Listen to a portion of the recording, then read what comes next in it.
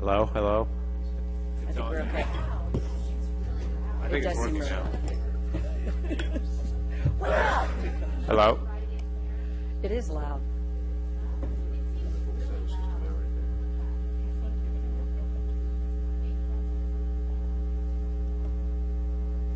Testing, testing, 1, 2, 3.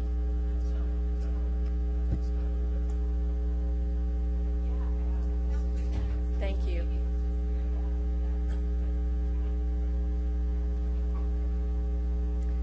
Okay, now that we have that resolved, I call to order the Planning Commission meeting of Wednesday, October 22nd. And if Commissioner Brown would please lead us in the Pledge of Allegiance. With allegiance to the flag of the United States of America and to the republic for which it stands, one nation, under God, indivisible, with liberty and justice for all. And Mr. Petches, if you would please call the roll. Commissioner Ward, Here. Commissioner Eggleston, Here. Commissioner Brown, Here. Chair Darden, Here. Commissioner Crandall, Here. Commissioner Brulin, Here. Commissioner Smith. Okay, we have two sets of minutes to review and approve tonight. The first set is from the study session of October 8th, 2014. Are there any changes or a motion for approval?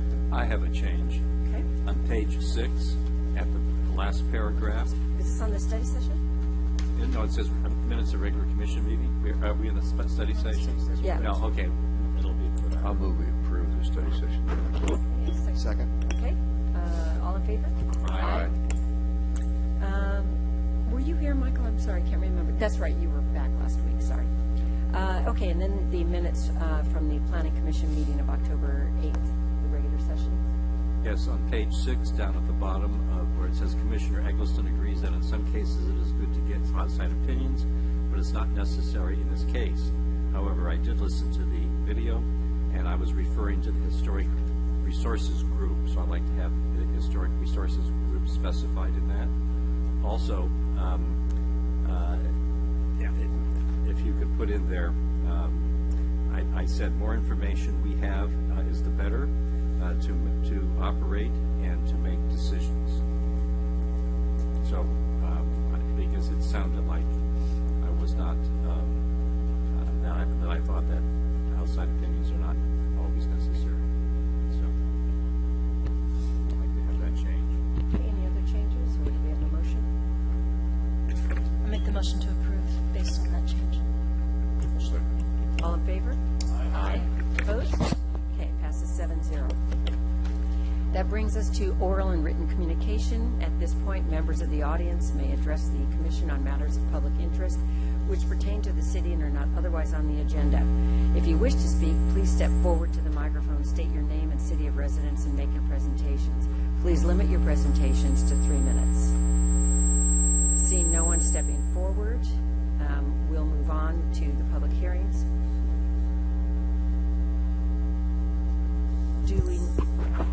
Are we okay, Eileen, on the microphones? I started to hear the feedback again. Okay, well, why don't we move ahead, and if it becomes a distraction, we'll stop and adjust them. Okay, that brings us next to the public hearing process.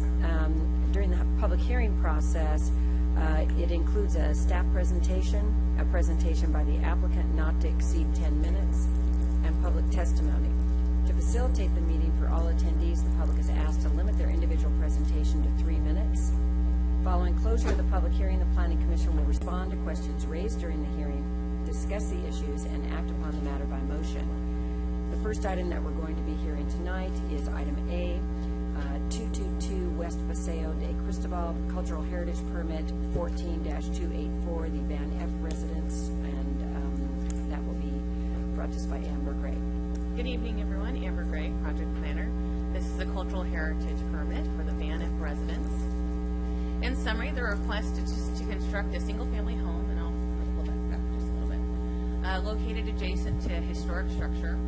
The CUP is required because it is adjacent to the historic structure, and it's to ensure that there are no impacts to the historic resource when viewed from the public right-of-way. The project meets all development standards, including height, setback, and lot coverage, and we'll go over that a little bit more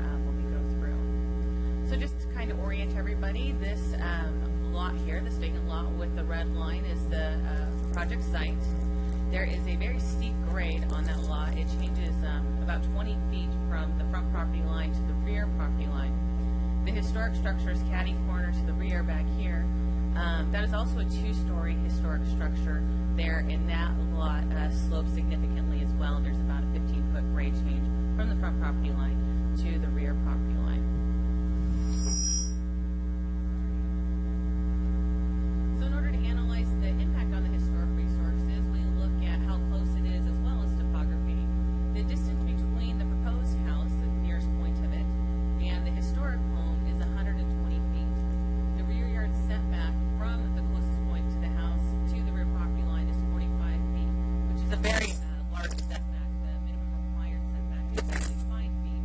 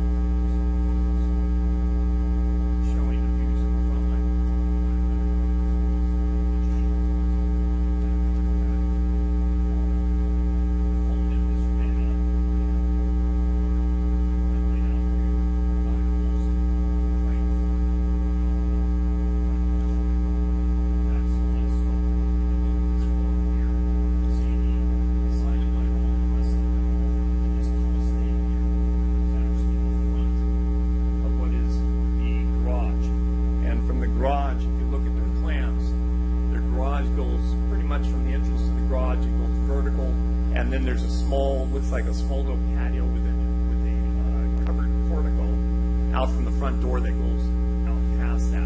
So basically, and you'll see it's elevated. Just continue the elongation of the elevation platform tab. So it's all elevated here. So it's directly impacted by the home. And on this, you'll see what is, oh yes, this was this. You can see from where it is, the front is going is right here. It's like a giant curve. It goes across the entire west side of my home to within 3 feet of the back corner of my home. Basically, I'm completely closed off. I don't have any view to the west anymore. It's just plain as it is. I'm just asking that this house or the intended house be pushed back some. I'd like to have some view. And as it is now, I have zero. And as Mr. Van Epp said himself, and I'll quote, I want to maximize my view from every single room. And he says it's all about the view. But at whose expense? Mine. He's basically giving me the finger. Thank you, Mr. Perry. Cheryl Perry? Hello, nice to see you all tonight. My name is Cheryl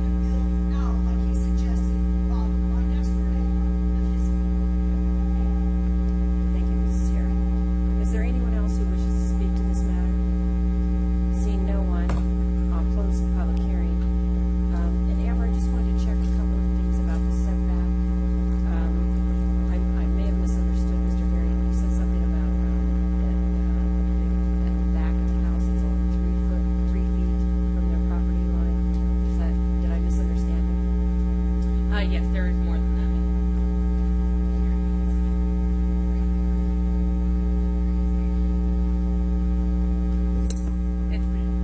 It's a 6-foot side yard property line on that side. Okay. Yes, it is. And then the setback is, it's also within the setback where the kitchen window area is as well. Yeah, everything, the entire proposed house is within the development envelope prescribed by the zoning ordinance. And I presume your applicant had no desire to move the house back. They were aware of it. Was there any person that had no desire to do that? Yes, I believe that would be correct, Steve. Maybe it's my. No, it's.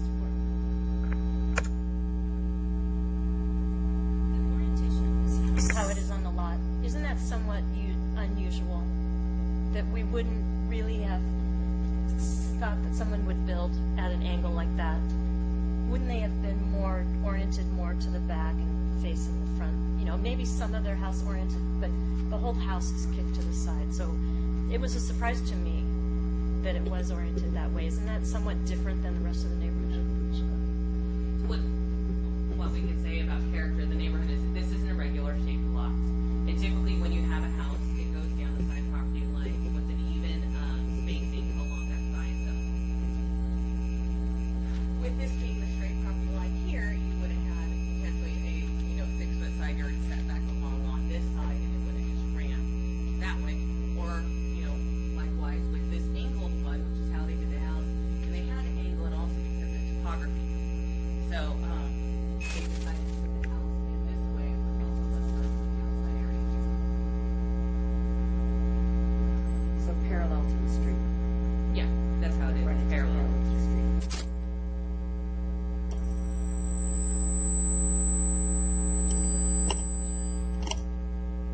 I know it's hard to think. It just surprised me because this lot, I wouldn't have thought that the house would be big. I do understand that it was created somewhere beneath this turn just to let it face the street. And that might be a question for the architect,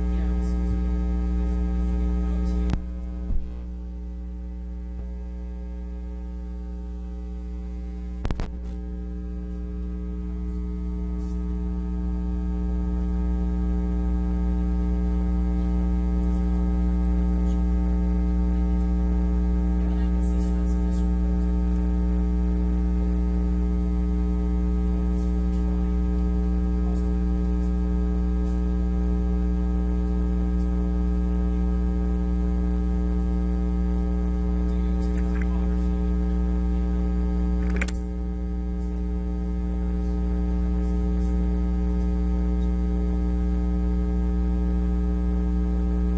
Any other questions for Mr. Garland? Thank you. Did that answer your question, Kathy? Or do you have further questions? not yet. Amber, we're here to remain strictly agricultural heritage. And as such, the only thing we have as far as empathetic as we could be to the neighbors, would be just the compatibility with the neighborhood item that we have to make a finding on. I think for me, it's very clear that it does not impact the historic house. And I feel like my hands are somewhat tied as far as they've complied with every city standard as far as building their house and the design. And as much as we'd like to do something for the neighbors, I don't know if we have the power to do that. Since we're not making the rules, we're just making sure that the applicant complies. And that's basically my comments. Well, I could feel the empathy of people maybe that live in the next block from where I live. That part is correct. We're here only reason we're here is the cultural heritage permit. We wouldn't be seeing this, and we can empathize with their feelings. The only finding we're here today for doesn't impact the cultural asset, which it doesn't. So it's, we don't make policy. We just make sure that the applicant complies with the policy. So that's a city council power. So we don't have. So I'm just trying to reinforce what Mark just said. It's emotional, it's tough, but unfortunately that's not what we're asking. Kathy? On the subject of the coastal heritage permit, it was, when we reviewed this in design review, it was pointed out that the applicant actually wanted to go 1 foot higher than what we were reviewing, and for the pictures, and staff said they didn't think that the 1 foot would make a difference. So I'm wondering if we should check that out a little further or not. Did you remember that? It said that during design review, they said we want to actually go a foot higher than we originally asked for on that upper deck. And I believe it was at 24 feet when you looked at it, and Amber, is it still under the 25-foot It limit? is. That's what it had to deal with, was the guardrail height of the deck. And they did raise it, but it still is below the 25-foot maximum that they're. So they're still within. But you still think that from your pictures that it would not be visible from the historical structure? Yes, staff does not anticipate any impacts to the historic structure because of the topography as well as the distance and the existing.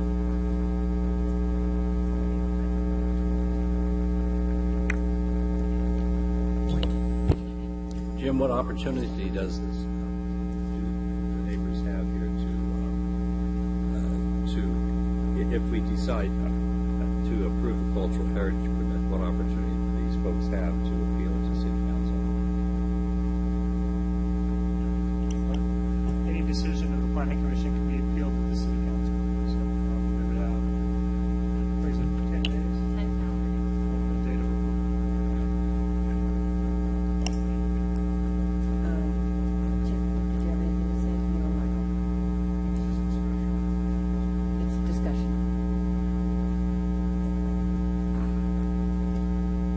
I visited the site and I looked at the historical house and the perspective of the historical house vis-a-vis this proposed house. And to the best of my abilities, I could not see any negative impacts on that historical house. So, firstly, on the actual permit, on the cultural house and having a permit to do that, I see that the applicant should be absolutely okay with building the house. A note, though, on the issue of the house placement and the house siting and the view issue.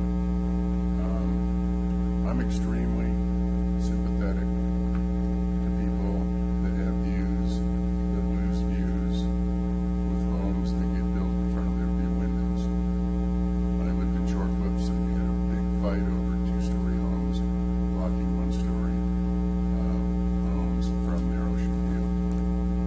However, with that said, we had to live within the zoning ordinance, and for the longest time during that fight, it was permitted for people to build two-story homes, even though that seemed wrong.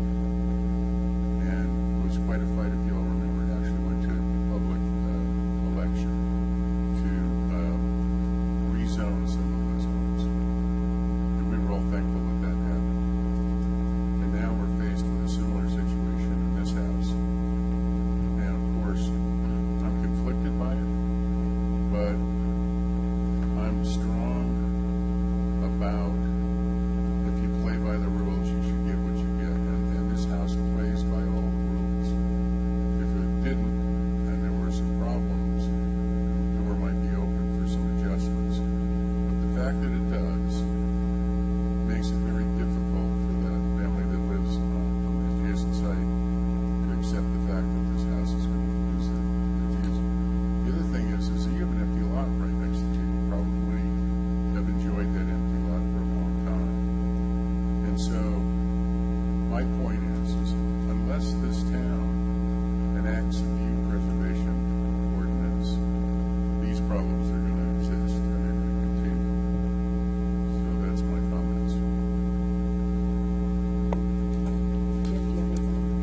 Just very briefly, because I don't really have much to add. I think the other commissioners have really have made the point. I'm certainly sympathetic. I've been in a similar situation in terms of neighbors who are doing things to block views. But the only reason we're seeing this is because one corner of the property touches a corner of property owned by a lot that a historic property is on. Otherwise, they wouldn't even be coming before the planning commission because they're playing by all the rules and they're utilizing the lot as they have the right to utilize the lot. So, although I'm sympathetic, I'm in favor of approving the application. Did you have something else to add, Wayne? Well, no, I haven't added anything yet except for the question. I am very sympathetic, to say the least. Our only decision here this evening is to decide upon a cultural heritage permit and how that affects a historic structure. That's all we're here for tonight. And I'm not going to add to what everyone else has said here, but you do have an opportunity to appeal to City Council. And our hands are really tied here tonight. Thank you. I agree with my colleagues. We're only looking at the cultural heritage permit this evening, and this definitely meets the findings that we're required to meet for that permit, including, as I think Bart alluded to, finding letter D, which is about the character of the neighborhood. I spent quite a bit of time. Cristobal is an unusual street, and it has a mix of some quite large lots, and on some of those large lots there's some very large homes. Also on the street are some smaller homes that very quaint homes that have been there for a long time. But it seems like this mix is part of the character of the neighborhood, so it's not unusual to have a large house next to a small house, as difficult as that may be. And like some of my colleagues, I'm very sympathetic to being the small house when the second-story house comes in next to you, because I've been in that position myself.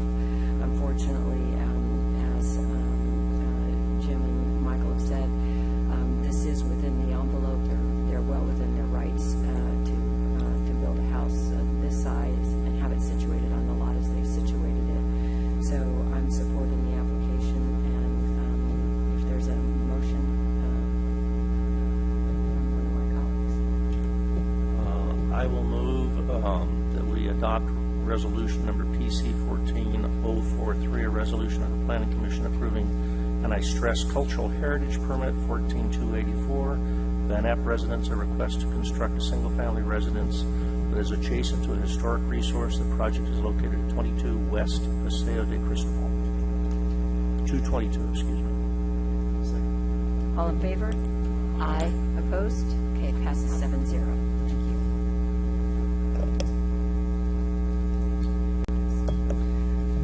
Okay. Madam Chair, Yes. it sounds like we're doing this planning commission from outer space. Would it make any difference if we took a short break and allowed the IT person? If you had a few minutes, if you guys had a few minutes. Okay, we're gonna take a few minutes to try to correct our technical problem before we hear the next item. So we're in recess.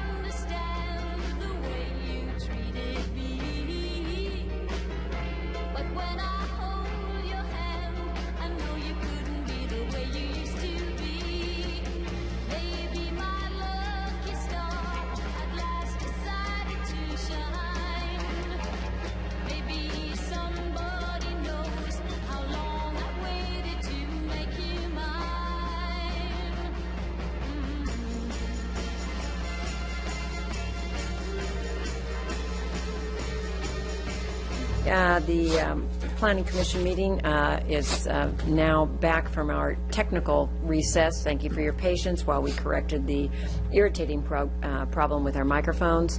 So that brings us to item 8B, Architectural Permit 14-329, Site Plan Permit 14-346, and Minor Conditional Use Permit 14-347, Estrella Shopping Center Phase 1, brought to us by Sean Nicholas. Yes, thank you, and good evening, Planning Commissioner. Sean Nicholas, Project Planner. This is the various entitlements associated with the Estrella Shopping Center, and this is Phase 1. So just to orient everyone, though I'm sure everyone is familiar with the old Kmart site, very north end of town, there on Camino de Estrella. This will be for the remodel of that building, just the Kmart building, and the re-tenanting of it, as well as site improvements in that red outline area. And I do apologize, it does actually extend, their property does extend down this spine of the property on this whole backside out to this driveway as well. So the proposal does include facade and site enhancement. They are using a Spanish architecture for the development, as this is a general plan designated gateway where Spanish architecture is required, not Spanish colonial revival, just Spanish. They're going to reseal, restripe the existing parking lot to clean that all up, as well as there's going to be some California accessibility improvements along the frontage associated with some of the other improvements they're doing along there. They're going to re-landscape and re-irrigate various areas of the site, and as I said, associated with some of those improvements on the front of the building, and as well as some of those driveways, add some decorative paving elements. Probably what most of the people in the public are most interested in, other than how great hopefully this project is going to turn out, is the new tenants that are going to be occupying this Kmart Center, and that includes Sports Authority closest to the freeway, Stein Mart right in the middle, and we will be getting a Sprouts Market there on the corner, more in the middle of the shopping center. I want to make it very clear, we're going to be looking at some, excuse me.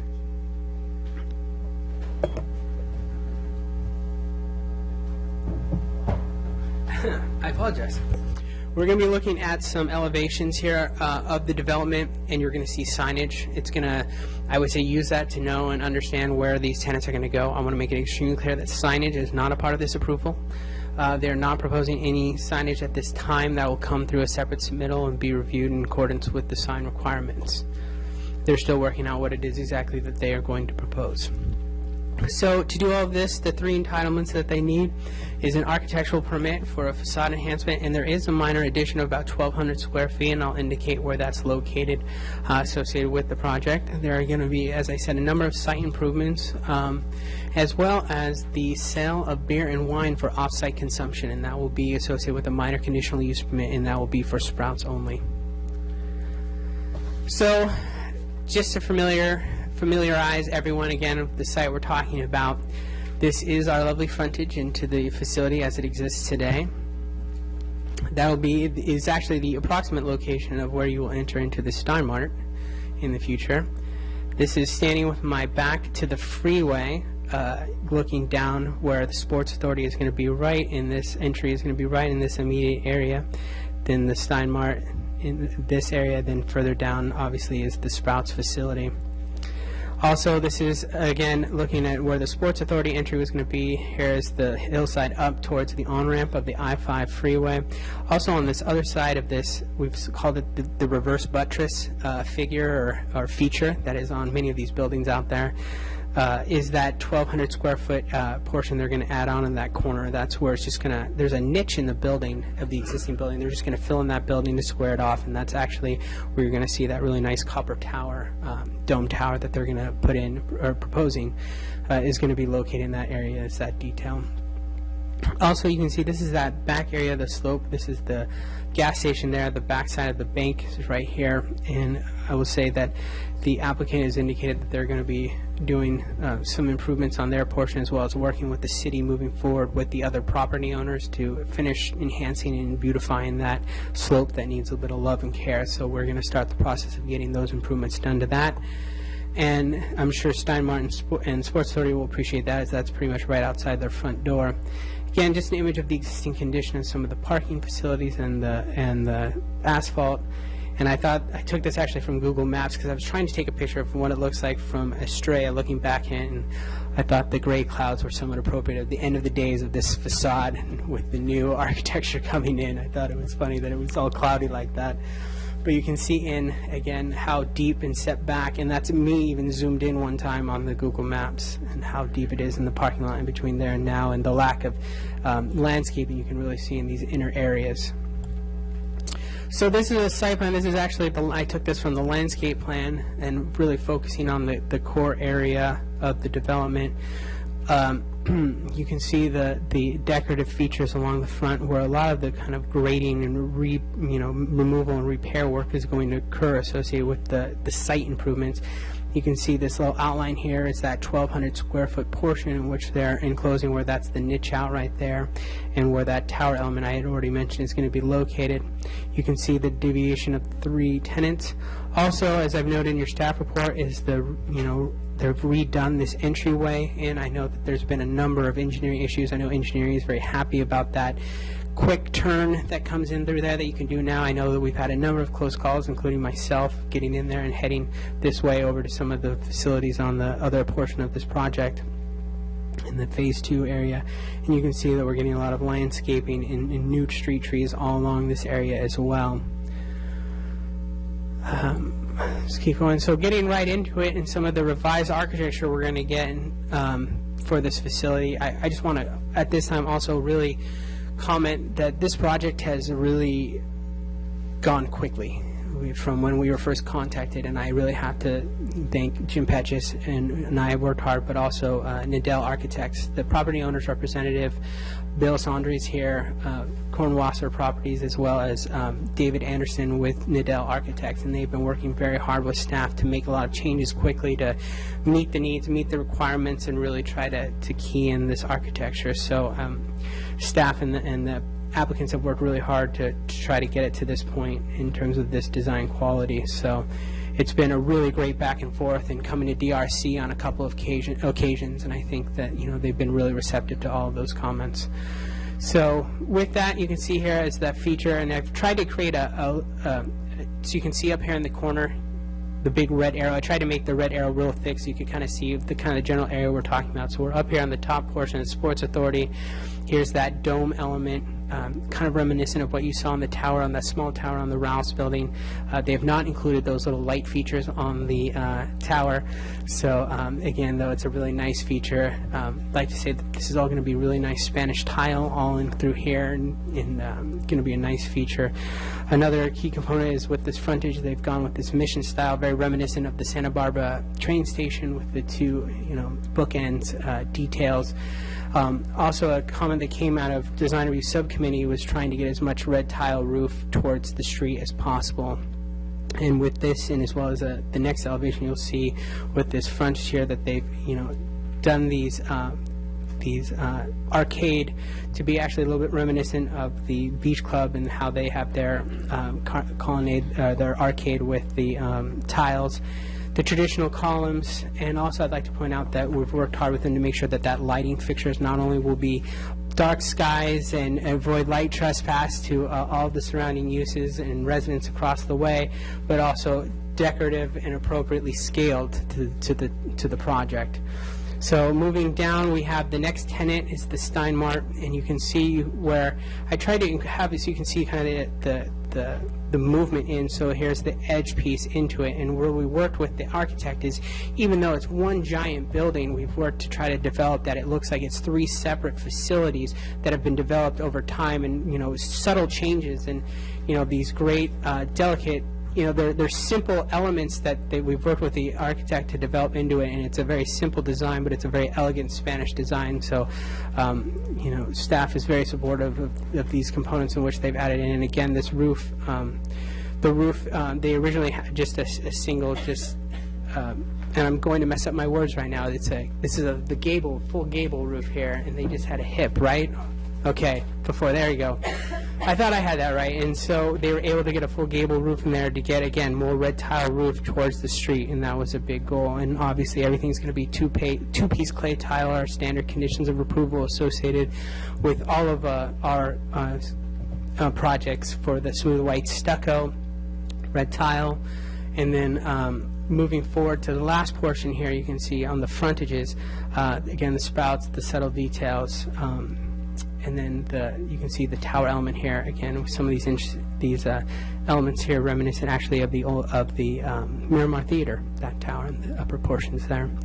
And, you know, these trellis features here, which actually will have landscaping vines on all of these wooden trellises throughout, trying to put as much landscaping wherever we can throughout the project.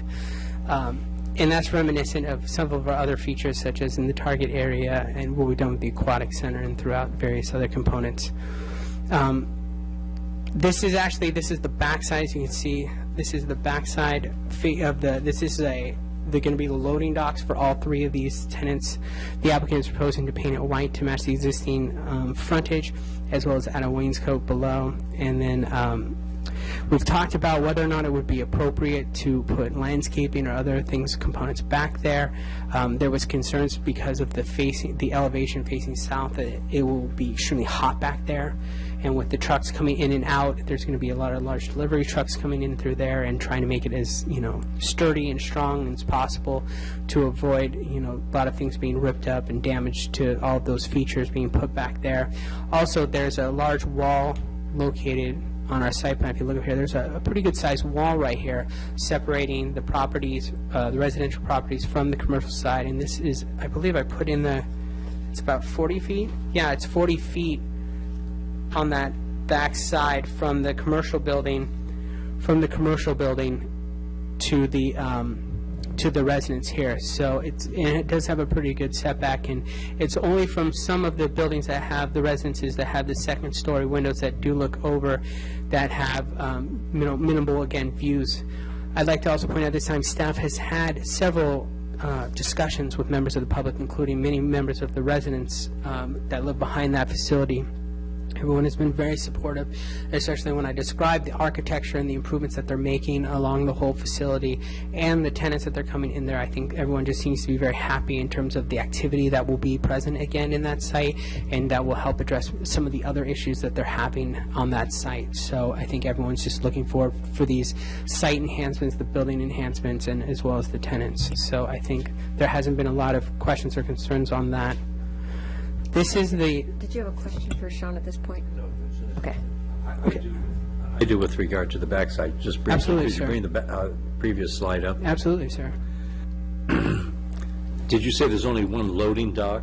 No, you can see that there's the dock here, and then there's going to be the roll-ups here that they're putting in. The roll-ups, okay. Yeah. All right. And then I believe that the intent is that there's going to be, in terms of docks, that they're going to have temporary, that they're going to move in and out in terms of facilities. They're not going to be there permanently. The loading and unloading portions, and the architect and the applicant could probably better address how that works, but they're not going to be permanent structures back No, there. that's fine. Thank you. Yeah. So this is the portion actually facing the freeway. You can see here again we have our copper dome wrapping around. The applicant again is proposing to paint the side of the building. They have incorporated on this portion, and you can see that this is actually the path of travel for trucks when they do come in, is through this way and wrap around and come through, go to the docks, and then will come out, and then they go straight out down to Maricasa, and that's how they leave the site. So this is the truck circulation, but we do have a number of parking spaces you can see along this side. So they are going to be putting in landscaping on this portion, and it's all going to be irrigated, and just to try again to increase as much landscaping on the site as much as we can. And there is this detail feature that they've added to kind of mirror the front of the Sports Authority building. Again, I just want to reiterate, there is no signage proposed. This is not a freeway-oriented signage this time proposed. So this is just, again, an indicator. And then this is the last elevation.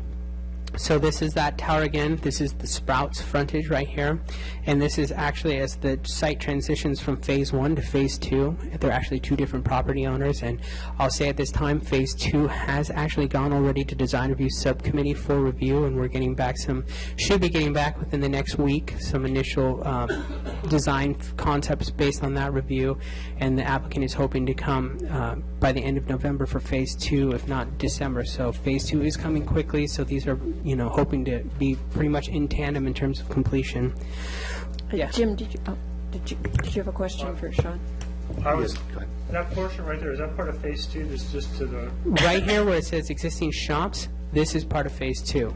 this wall right here, looks like it's not stuccoed. That is true, and there's a, Visual That was wall. my question. and there's a condition of approval that has been added to your staff reports this evening that's already existing in the resolution that requires that wall to be hand-troweled smooth stucco to match the existing frontage on the front, because that is a very visible wall to the center of the building and the center of the site. So staff has already conditioned that. That is already a component of That's the in the project. staff report That is today? already in the staff report, and it is, I can tell you, if you give me 1 second, it is condition of approval. I might have included it, but it is 9C. The west elevation shall be stuccoed to match the front elevation as this part of the front facade, as this is part of the front facade and very visible portion of the project site and shall match the design of the frontage. And of course, we'll maintain the landscaping as proposed as well. But it will just have that smooth stucco finish to it. So, Don? Sean? Yes, sir. Question. Your briefing here said the parking lot would be resealed, yeah. but the staff briefing says the parking lot will be repaved. Well, repaved, I mean, they're going to repair and redo the parking lot. I can go back and show, I mean, part of that parking lot is like a washboard, so yeah. it, So there's a number of improvements. This whole area in through here, as well as obviously these components where they're, making these changes, those are going to have, they're in actually for grading review, and there's going to be grading, and there's a number of, as I said, accessibility requirements in terms of, I think it goes to about here, to meet required grades for accessibility from the parking spaces into the center. The rest of the site, they're not going to fully remove they're just going to resurface the grades in terms of the parking lot and then restripe. Relevel it? I don't know, it's going to be as needed to whatever the code in terms of drainage. They have a WQMP, so whatever they need in terms of all their drainage and functionality is required by their, recommended by their civil engineer. I can tell you that that's all in plan check and still being resolved, but the whole parking lot itself will look new and be cleanly restriped. Okay. That was the main thing that staff was trying to get across by those comments, is that the parking lot will all look brand new. You're not going to see it's not going to have patchwork color. It's all going to be one clean color, as well as Phase 2 has indicated they're going to Some of the do everything. washboard part of it will be leveled out. Yeah.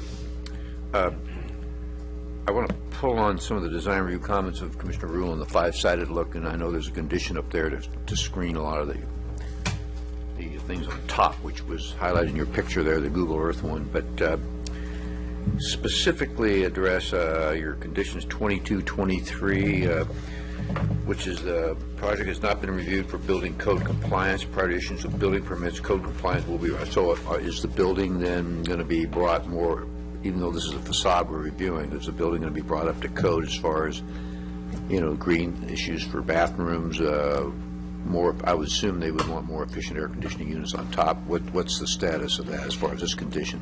Yeah, this is actually the standard condition of approval for all projects that come through discretionary review, because the plans that we get at this level are not detailed enough for them to provide, in essence, it's just as it says, it has to meet all of the California Building Code, which, as exactly as you said, green code, plumbing code, structural code, any types of improvements and the amount of improvements that they're doing, accessibility in terms of this is a very large project, so everything is going to meet all current code requirements in terms of all of that, yes. And as we discussed in the irrigation plan, it will be more fully complete than the plan we got. Again, that is a conceptual plan in terms of what they're generally thinking. As a condition of approval, a final approved landscape plan, final landscape plan, and irrigation plan shall be reviewed by staff and our city's contract landscape architect in terms of compliance with our codes and state water code requirements. And we'll make sure that everything in any new landscape area is going to be irrigated to give it the best, opportunity for survival we can. Thank you. Kathy? The last two columns on the right on Sprouts, are you able to walk through those? I was having trouble Yes. telling by section 5. Yeah, Can't- that's going to be for a center that is not very walkable. The architects are trying to create various arcades in ways that actually you'll be able to walk on the frontages of the whole. Let me go back to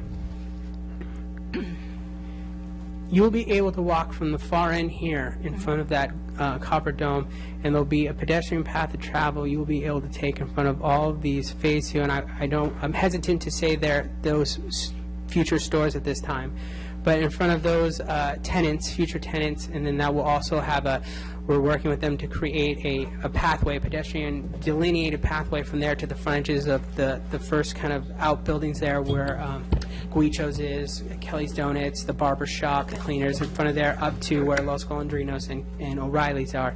And there'll be a designated path, and that will go all the way up the stairs, up to the bus stop. For the multimodal transportation, will be a direct access that way. And also with some of the other improvements they're looking at for Phase 2 will also enhance the accessibility access from the right-of-way onto the site as well. Wayne? Could you bring back the Steinmart Absolutely, sir. visual? And this is a question for the design review members. Was any consideration given with regard to those two blank walls to have an indented or recessed archways to break up those walls? You want to answer that? We did look at it. Can you pull back a little further? We didn't want to get too busy with the elevation. I mean, the distances look probably more than they actually are. I don't There's a have a lot way. going I'm on sorry, in the that's one thing I elevation. didn't So put in here. we did think about it. We thought about almost where to go. Oh, there you go. There. That's probably the best. Sorry. And There it you was go. just, we didn't want to get too much going on. We actually, there were towers, I believe, in there originally, and it was just too much going on. We had some So we extra did back off arcades of and that. trellises. It's a good comment. And that's why we've tried to also do the landscaping up there. And Spanish style does have cases where there are blank walls, What we were to trying to separate do, things. Wayne, a lot of discussion in the early going and with the design review was creating distinctive areas, kind of look like individual buildings. So kind of this component, kind of goes here to here, and then this building covers here to here. I think, So that's the reason for the blank walls. The arches would have just kind of made it busy and cluttered it. They did have originally a lot of fenestration in those areas, and through the design review process, we actually eliminated it. We rather have it simple and elegant than overly I was cluttered. thinking- so I was just going to say, that's one of the themes, I think, that running throughout the design review was, Simple and elegant. obviously staff's comments, moving things to a simpler interpretation of Spanish architecture that was more in keeping with the style that we have here in I town. was thinking something more like murals, like they had at Ralph's for those two walls. And I think, and as I said, that there's going to be large pot. I think that you see here that it's in ground, but similar to like those large pots in front of the Ralph's building, I think that you're going to see these trees in large pots. So again, we're trying to get as much landscaping as we can, but that will add some kind of detail. But again, as the DRC, simple and elegant for the overall design for both Phase 1 and Phase 2 was really the mantra we tried to have. And just to simplify it down, because we did go through several iterations, working very closely with the architects. So,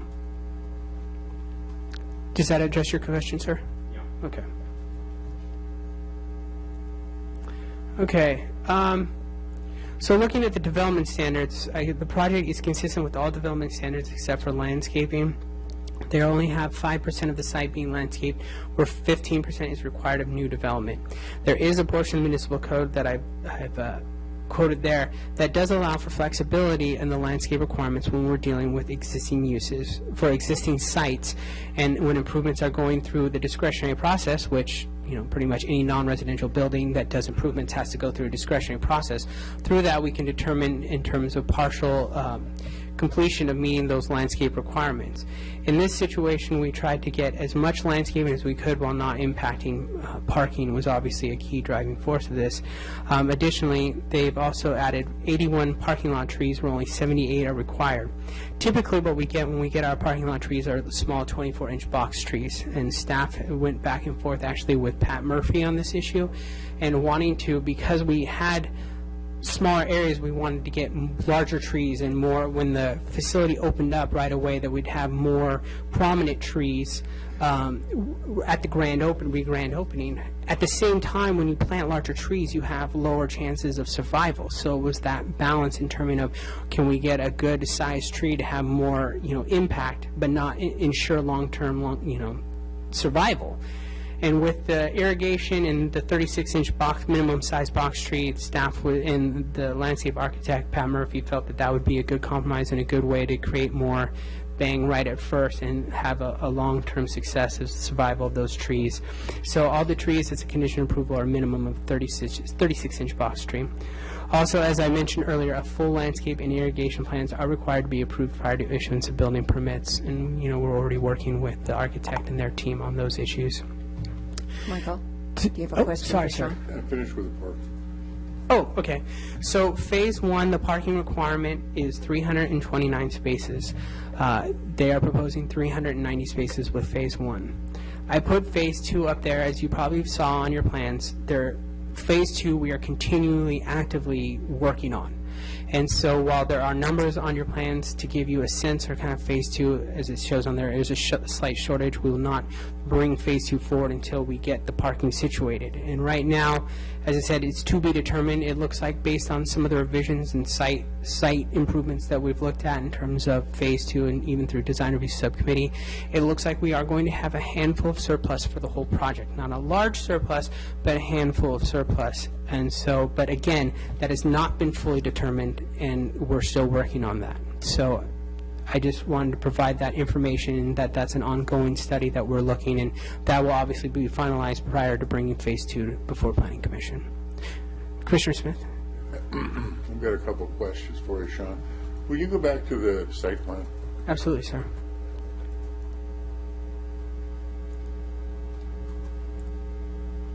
Now, you say there's about 330 parking spaces required for phase one. Is that the parking everything east of that new drive? It is anything that's kind of in this colored haze that's not whited out, and it's also all the parking spaces, and I'm sorry I cut it out, but it is the full extension. If I go all the way back out to the site plan here, it actually does include the parking that is along the spine here up against the residences. That's all actually part of the Kmart site. So all of those parking are part of their property. So that parking is technically part of that 390. Go back to the site plan. Absolutely, sir. So, I didn't even know about this, so I'm just going to double check. The parking that's, let's say, east of the bank that Yes, sir. goes towards the freeway and then it wraps around the building, are all those parking spaces all the way around in the back too? I don't know if they all 100% exist as they're showing it, because this is the proposed layout at this time, or their conceptual proposed layout. I believe there is some parking, if I remember correctly, on this side, because right now there's several large trucks that I know the property owner is working on getting those people to stop coming onto their property. And that is an active battle that they have, and something we've talked about. Exactly. So, and we've already taken care of the casino buses, is my understanding. So, in terms of this, I have to. I don't know if these are all back there as they are right now shown. This just all might be just fire lane open. I know that this area right here is a 20-foot wide fire lane, and for all of they have the sufficient distances for all of that. So. Well, they look like they're drawn as parking spaces, and you don't know if they really are. These all will be everything that you see. If I can get them out, this will be yes. You just this don't will know if all they're be, extant, if they're in existence. Yeah, I don't know if they exist, but these all will be but there. There are parking spaces on that plan. Yes, sir, absolutely. And I would think possibly that might be where the employees park. I would say Okay, that's probably a good then, assumption. On the landscape between Estrella and the parking lot, over there where I think I see 5, This area and through here. all right? How wide is that planter strip? It varies between about 2.5, and I believe I put in the staff report, I think this portion is about 8.5 feet wide, but in this area, I think it's about 2.5 to 5.5 feet wide, if my memory serves me correctly. My next question is, that parking that we see pretty much, except for maybe that back or some anomalies here, but is that parking in front of the building towards Estrella, is that pretty much the same parking layout that exists there now? In front of that general location, yes. In this parking you're talking about right here, sir? No, the whole area from Estrella, that big. This, yes, I would say generally the parking is located in that general format, and it'll be restriped to current code requirements and make sure all the widths and whatnot, and any changes, of course, associated with excessive ADA requirements and the accessible parking, but generally, yes, I'd say it exists somewhat like So we that can today. assume that that's just a layover of what exists today. The spaces and the widths and all of that would be the same. I think that, yes, I think they're showing about a 9-foot wide car width there, about 18, and they're, again, finalizing and refining that plan. Okay, now would you go to the slide where you took a picture from Estrella looking back at the center? Absolutely. There, that one, yeah. You see those big trees? There's a lot of big trees in that parking lot, a lot of them. Is the plan to retain those? I think the plan right now is to remove them and replant with new Plan is trees. to lose them. Yes, That's all my questions for now, thanks. absolutely, sir. Don, you had some additional questions? Yeah, going back to the rear of the building, Yes, sir. but the site plan was Oh, fine. sorry about that. That's good, where you were at. You want the site Yeah, plan again? uh-huh. Yes, sir. So in the back of the building where the loading docks are, Yes. assuming those will be parking, is there going to be room then with the loading door, for like a semi-truck or an 18-wheeler to back into the area and still have people park and still have At the narrowest portion, there is 40 feet of width in through here, and that's the narrowest portion.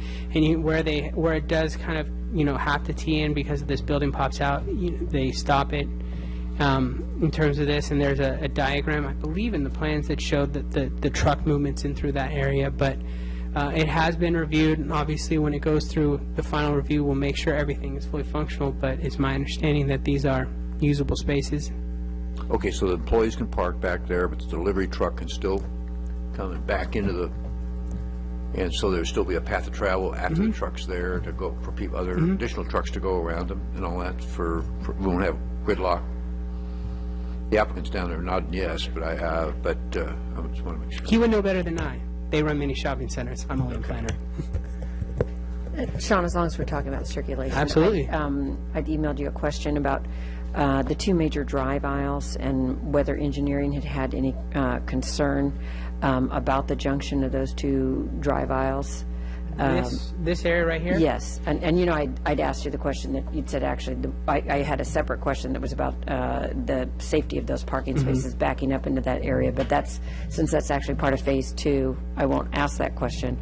But I was trying to remember back in, the heyday of the center when it was really busy, if that unusually shaped junction caused problems if there were traffic backups there. And so I just wondered what engineering had thought when they assessed that intersection. Zach Ponton, our senior engineering and current development, could probably better address that question. The layout's pretty consistent with what it was already existing out there. It's slightly tilted a little bit from what it is, but Yeah, I recognize that it was very similar. I just Yeah. couldn't remember whether there were ever, conflicts, coming around, because it is at kind of an unusual angle. Do you anticipate it is there an being angle, any but problems? ultimately all parking stalls are going to have a drive aisle behind them. In this case, it happens to be one of the main drive aisles, but there are still exit points off that main drive aisle where the number 2 square is. So a lot of traffic will probably turn in to those first, is our estimate. She's concerned about. Correct, and then some that would keep going past that entry that's halfway down the main entry would still get in there. Our technical standards don't see this as a violation of any of our standards. Yeah, just what my, and forgive me if what you just said addressed this, because I had trouble following. So if you're coming in from Miracosta, the area that right now is in white, and their cars coming in from Estrella, but they can turn prior to when the white lane coming up from Miracosta comes in. Do you see there being any kind of conflict where there'll be a backup of traffic coming in from Miracosta because the traffic coming in from Estrella has a prior opportunity to turn? Do you see what I mean? Because it's set back. Yeah, I can see your concern there. It is an offset, kind of a T intersection, and so it typically the city doesn't get involved and start asking them to require stop signs and stuff like that within the site. We'll leave it up to the site designers to see if they want to do that. Ultimately, the site flow is up to them. It meets city standards from the drive aisle widths and the parking stalls. So traffic staff and engineering staff didn't have a concern on this. So if we have further questions about that, we should direct them to the applicant because it's flow within the site. Correct. Okay, thank But- you. But Julie, I think you make a good point that this is phase 2 or 3, unfortunately, but that the present parking spot in that area is parallel to the building, and this is angled out, which is coming to us. Oh, the parking I definitely have a concern about in that circled area. Yeah, so but that they've moved that parking out closer into the intersection. But I'm agreeing with your concern there because of that. I know it's outside the purview of the site tonight, but it's all got to flow together eventually. This is my concern, and I want to make sure everything dovetails between the two owners and whatever's coming to us later. I'm sorry, Bart, Jim, I'm Jim not sure was- which one of you Jim is was first. better. Yeah, I've got a few questions, but I was going to hold off until you finish, but since we're talking about circulation, I'll ask my circulation question. Was there any, when you were looking at the parking lot, was there any concern, and I know this is very common, the cars can go right through, like, essentially that boulevard, you might say, in front of the buildings, right over those pavers, right, from top to bottom. And that's very common, but it also makes for a crowd of, pedestrians crossing and cars going in a parallel, perpendicular direction. Was there any general concern about safety regarding that? And was there any consideration made possibly to blocking it so people had to go up and down the aisles rather than being able to go directly in front of the buildings as a path of travel? Staff didn't have an opposition to the layout that they're proposing. It's generally consistent with what they're doing right now, existing on that site. And this is a facade remodel, so we weren't going after major traffic changes in the area. Typically, staff will leave it up to that site designer if they want to start creating yield and crosswalks and everything else in front of their doors. And so, since it's not directly in our engineering standards of you shall do this in every application, it gets into too many what ifs to have that in our standards, but it's in their purview and yours to require that if you want to. But staff wasn't concerned enough to start asking for that. Okay, thank you. So it sounds like if we have circulation questions, we should discuss them with the applicant. We can follow up. Okay, Bart? Okay, just a couple of quick questions. One was circulation. The simpler, the better, the most obvious for the person driving. And if we start blocking things off, we're going to get more like a Rouse parking lot where you get in there and it's just chaos. So the simpler, the better. But can you go to the north elevation of the building? There's a new parapet that we didn't see in design review facing the freeway.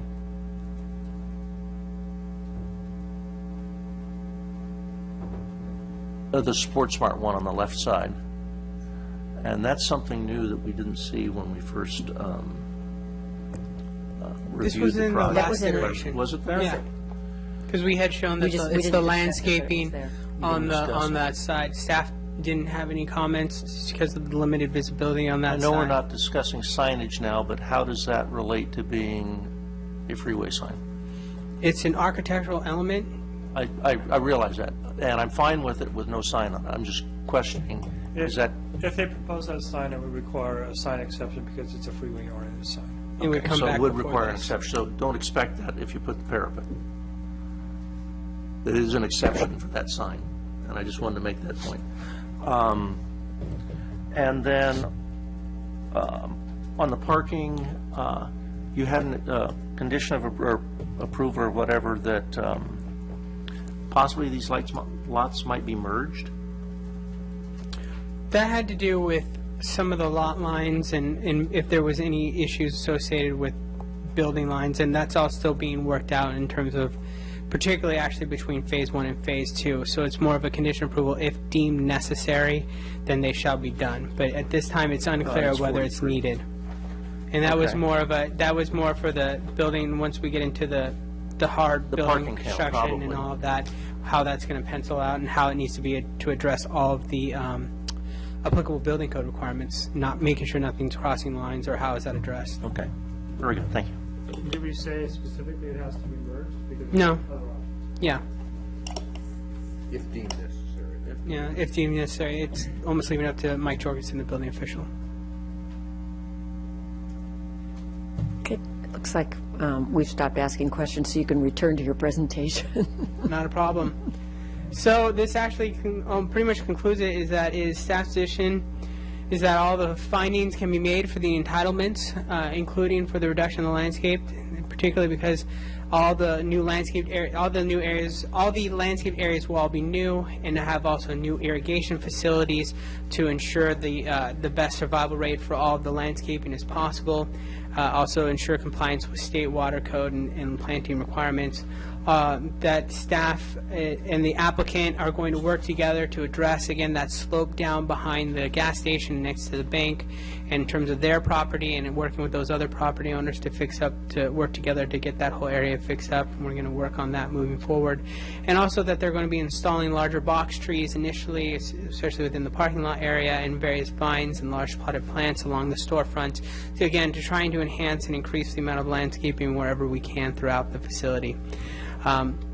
Also, it's important to point out that it is consistent with the general plan, and the fact that the architecture is required to be Spanish because this is a designated gateway.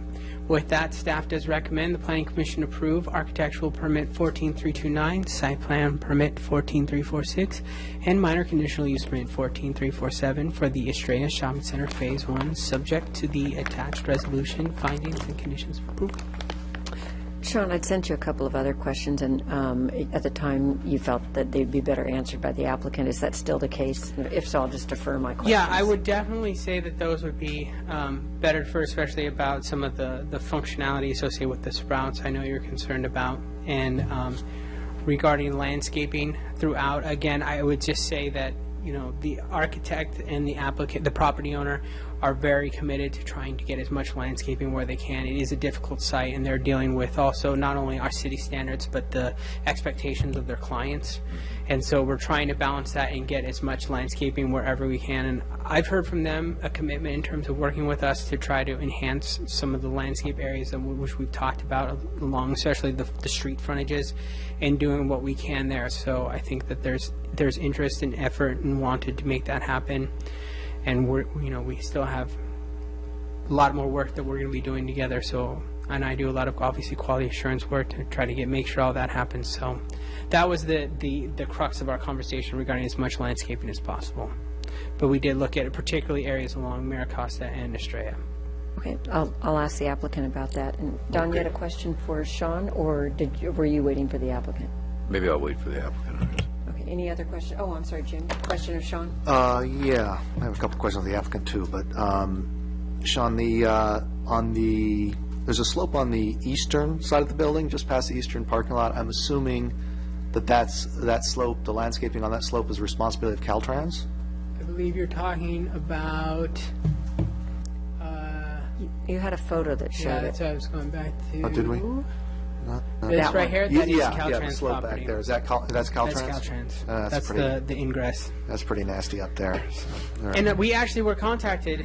Surprisingly, Caltrans actually reached out to me, and their only concern was where that addition was. And when I sent her an image showing that, they said they had no comments or concerns on the project. By the way, that area right there is going to get widened, and it's going to have a sound wall added with the new work on widening the freeway. So that slope will be affected.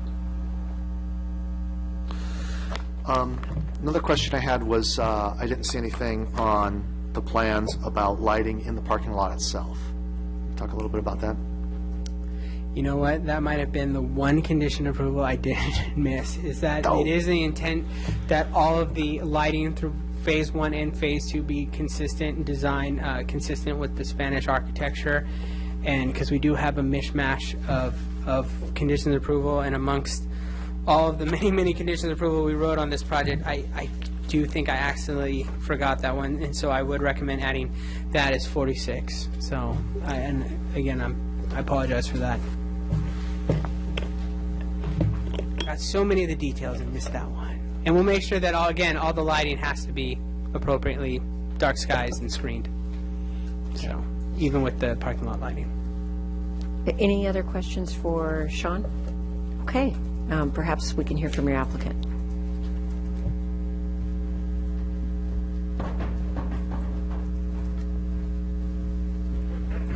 Good evening, Bill Sandry, and I'm here to answer any questions you may have. I'll start off because I sent some questions that I think Sean shared with you. One was about why you feel that the cart corrals do not need to be provided throughout the site, especially in front of Sprouts. There's just one in that front area. Could you explain the rationale? Sprouts is somewhat of a unique grocery store. This is the second one that we're doing for them. Their intent is that all the carts themselves are stored inside, and there are no cart corrals on the exterior or in the parking lot. They actually have employees that regularly go around the parking lot to clean them up. So the parking lot itself is never cluttered with carts. But so what do you do with it when you put everything in your car? You just leave it in the drive aisle? They have employees that will actually run out and grab it from you and bring it back inside the store and store it back into their interior storage. So there's like one or more parking lot monitors operating at all times. I guess, or an attendant. Yeah. Interesting. Yeah, this is from their operations people. Wow. On the same comment, and I'll ask Jim this. We have no standards for parking lot corrals as far as the city's concerned. And my only concern is we're then approving and designing for a unique customer, a unique tenant who may or may not be there permanently. And I don't know what the discussion, how that would fall out if we're doing that. I know that there's a condition of approval that says if at such time corrals needed to be added, so that would apply to a new tenant? Would that? The approval runs with the land, so if there was another tenant that were to move forward and there would be a problem, and it's based on the city's need, based on complaining that there's a problem, that we have the ability to require them without impacting landscaping or parking to provide additional corrals within the parking areas. Excellent. Yeah. And if I can jump in, because I have a corral question as well. Otherwise, I would have waited. But I noticed all the corrals are very close to the entrance. The two corrals that are identified. And I know the other businesses are less shopping cart-like businesses, at least for now, but they still may have some shopping carts. I'm just thinking that, especially if someone's going to come up and wrangle the carts quickly, which is it's a great thing.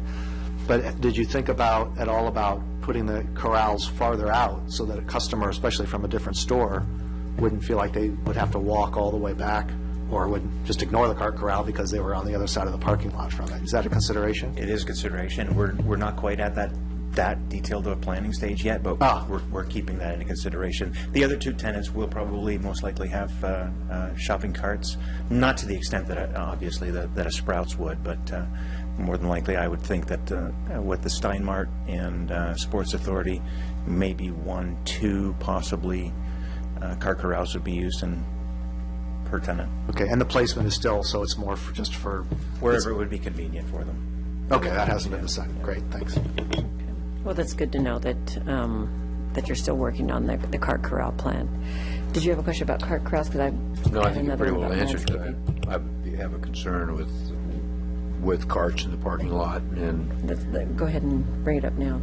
so I know the two conditions of approval. I have everything covered, but you are prepared then to enter into your design for this phase based on those. If you discover that you need shopping cart storage out there, that you will. Certainly, yep. With the leases that we have with all three of the tenants right now, as a landlord, our construction obligations are not that part of their scope of work in the TI. But what we're willing to do is when the tenants submit for their interior TI build-outs, anything that would have to do with cart corrals, replacement or design of those, as a landlord, we'd support it and make sure that it's consistent with municipal code and the general theme of the shopping center as well. I have a recent ding in my right fender from a shopping cart at Lowe's. Hopefully it didn't happen here. At Lowe's.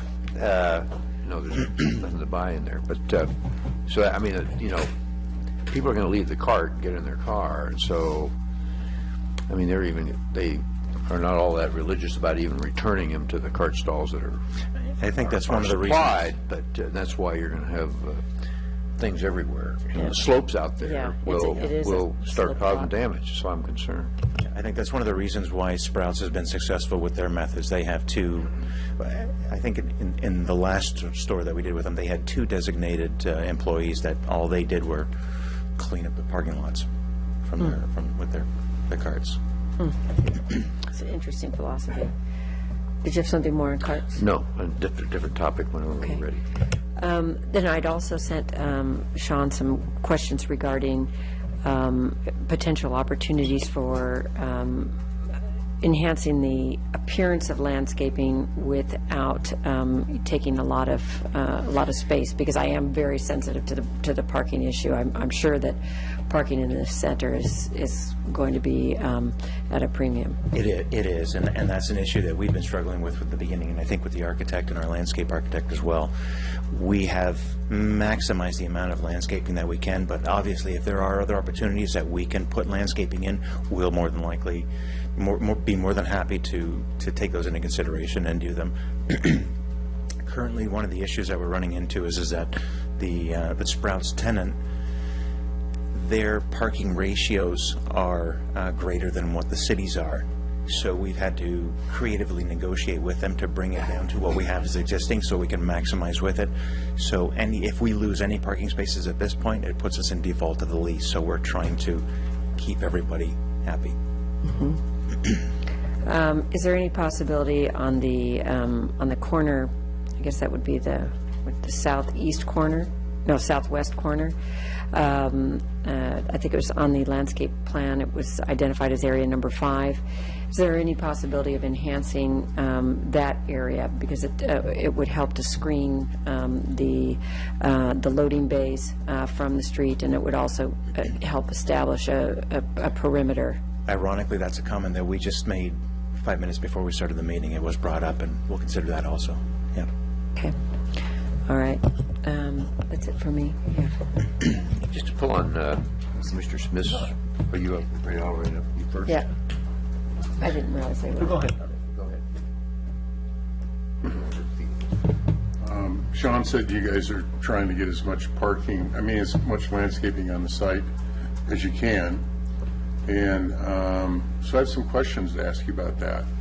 The development standards for this project is looking good on almost every layer except under landscaping, where you do not meet the requirement. You're at 5% instead of 15%. But you're saying that you'd be willing to look at adding more landscaping if you could. Is that correct?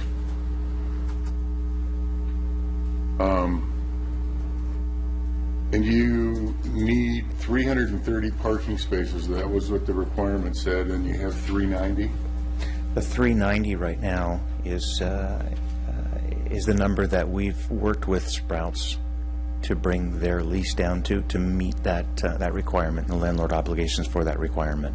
Okay. They're typically at 5 spaces per 1,000, and we're down. The 390 brings us down to around 3.8. So they've reduced their standards significantly for us to negotiate the deal with them, the lease with them. Well, that's kind of splitting hairs with me, but there's 390 in that area, we heard, and we saw in the presentation that you need 330, so it tells me that there's maybe 60 parking spaces that are surplus, and maybe that's a part of the lease. Hold on a minute. Yeah. I like what you're doing, and I love the idea of you trying to do as much landscaping as you possibly can. One of the areas of your plan that lacks landscaping really bad, it's not going to look good, it's the strip of landscaping along Estrella. I know that strip. I drive by it. I looked at it again today. It's very narrow. It's sloped. It's not going to do anything. In fact, there's hardly anything growing on it. And if you were to look at the site plan, if you were to look at the 3 rows of parking that are perpendicular to Estrella, and if you were to lose the last 6 spaces of those 3 rows, you would gain 10 feet with just losing 6 to do a decent landscaping job along Estrella. Would you be interested in looking at that? Absolutely. Any opportunity that we've got, we'll look at. Okay, Now, one more just- question, one more question. If I can clarify one thing, last week when we were working on the site design, the rear of the space itself, where you'll see in the back that's up against that the site wall that separates the residential from ours, that we're dealing with an issue now with fire circulation. We're required to put in a 25 or 28-foot fire lane through there. What that ends up doing is it takes out about 20 spaces from the rear of that, because now we have to go to parallel parking. So now we're at a premium now for parking spaces in the front of the land. Where on the diagram you need 20 feet? At the back of the space, further south, right there, yeah. So Yeah, I'm not talking right about, now, I'm not talking about there. but what that does do is that now we've lost spaces across the back, because now instead of head-end parking, we've got to go with parallel parking. So now we've lost a number of spaces at the back to meet the fire lane requirements. Losing those spaces means that we're below that 390 now. Okay, all right, but still, and you're interested in doing more landscaping, our requirements ask for more. I think that strip along Estrella is the weakest part of your whole scheme. People in this neighborhood, including myself, just love this idea. Well, don't get me wrong, but we don't like the way it looks along Estrella. And as much as that you try to do with the building, you're still going to have an ugly curb appeal, and it's be a really important thing. And then one more suggestion. Do you have any problem with working with the trees that are on the site? No. Okay, No, I if we- would propose that you take a look at leaving those trees wherever they fit over this overlay, because if the parking is the parking that it was before, there's a good chance that a majority of those trees, which are quite big, quite mature, fully grown, look like reasonably good trees for parking lot because they didn't look very messy, that you would look at least at a landscape scheme that would let those trees stay. Remain. And then work around that. So on this landscaping issue, you feel so strongly about that, and I think that's a good thing. I'd just like to hear you say you'd be willing to do that. Yeah, absolutely. I'll agree with you. If any of the existing landscape vegetation trees that we can keep, that would be acceptable. We'd love to be able to keep those. And as far as the park strip along Estrella, if we've got the opportunity to widen that from the 2.5 feet to a 4-foot park strip, we'll look at that as well. If we can decrease that drive aisle to move those back. I'm not saying decrease I'm just saying just lose those last 6 pieces and move that aisle in a little. Michael, bit. I think, so he understands, I understand what you're saying. What he's talking about is taking these spaces right here, there's 2, 4, 6, Yeah, and then giving, that creates more room to push these spaces this direction. yes, that's it. And create a wider buffer. Yeah. It would also probably involve at least losing this one space here there. too. So that would be a 7-space loss. Those are where those trees are as well, though. Well, Yeah. So you'd lose those spaces, or, there's other trees than that. I'm just saying that strip along Estrella is such an important planting area. It would make such a difference for this development to address that, because it's been an eyesore for 20 years. another thought, what would be more valuable, you could lose, I don't know what the width is here, but it's, looks like 4 or 5 feet. If you lost this here, but benefited over here and having more plantings and then just having just a tree like that located here at the top, that might be another way of doing it without losing any parking spaces other than maybe this one in the corner. Well, see, that's what's good about Jim. He's a great planner. And there's probably a way of doing all of this, I hope, that will satisfy everybody. But the neighborhood's going to love you to death, if you do that strip planning and make Estrella look better.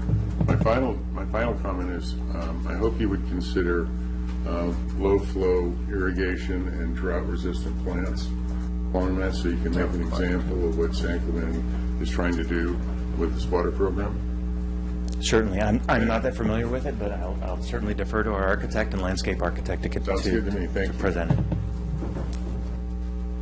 I just wanted to also highlight that a condition of approval number 10, the last statement is that that we're going to work with the applicant to locate trees along that estrella, because that was why I knew, because I went out and physically put a tape on it, and where we could try to put trees, regardless, even if nothing. You won't get them where you're showing them. There's only 2 feet, and it's like this. And again, and that's why, and it does what, because it is a weird shape how it comes down the straight there. So that's why, even if nothing happened, just trying to put something in, we included that because we felt that there was a need to enhance that site. So we have seen that. So we'll continue to work with them on that issue. I love the trees, but you won't be able to do it unless you widen that plan. Okay, Jim? Yeah, was Don before me? Okay. A couple questions about the pavers that you've got, which I like, especially the areas that jut out from the front entrances. It's a nice way to indicate that there's pedestrian flow there, but particularly for the Sprouts, but for the other ones as well. I know exactly where you're going with this. Those shopping carts, are they going to be juttering over those? No. In our experience, what we end up, what we like to do anyway, is a stamped asphalt that may be painted so that you get the appearance, you get the nice design along with it, but it doesn't interfere and it doesn't impede anybody pushing a cart across it, so you don't get that rough jitter. Okay, great. Running across it. Yeah, we'd run into that all the time with shopping centers. Yeah, I figured you must have, but I had a concern. Yeah. So with the pavers that are in that main drive aisle from the entrance off of Estrella, is that the same style, color, et cetera, as what you've got in front? We want to keep it consistent, yeah. Okay. Yeah. I understand the consistency. Let me just say as perhaps a perspective, all the other pavers are used as pedestrian walkways or to indicate to traffic that pedestrians may be coming across here. In those, that doesn't indicate that. It's for decorative purposes and they look nice, but there may be a visual clue for the drivers in terms of if those were different than the ones you have just dedicated to pedestrians. Good point. Yeah. So, it'd be nice if that, I understand the consistency, but if there was a little difference or something, so it was a clue that this is for pedestrians and that isn't, that might be helpful in terms of safety. More for informational purposes. On Phase 2, on the other half, are you on schedule to submit those simultaneously? We're not the owner of I representative. realize that. For Phase 2. The architect is doing both projects. Yes. Because I feel like we're reviewing this kind of halfway. So I just want to see how's your schedule going to have these completed and permitted approximately at the same time? Well, Phase 2 we're right in the midst of getting everything done, and I think as far as the architecture, we're on schedule to deliver architectural revisions next week. The ongoing site development work, we're still studying some of these areas, and I think that you had some questions about what's happening in front of that shops area. We're still working on fine-tuning that with the civil engineer. Because the air engineering had some comments about one of the drive aisles between a couple of the buildings. So we're right in the middle of the throes of doing all of our logistics right now. But the schedule is to get Phase 2 right in. I mean, we're on top of it. Okay, I just want to make sure that Sean has current drawings to evaluate this parking in the whole picture.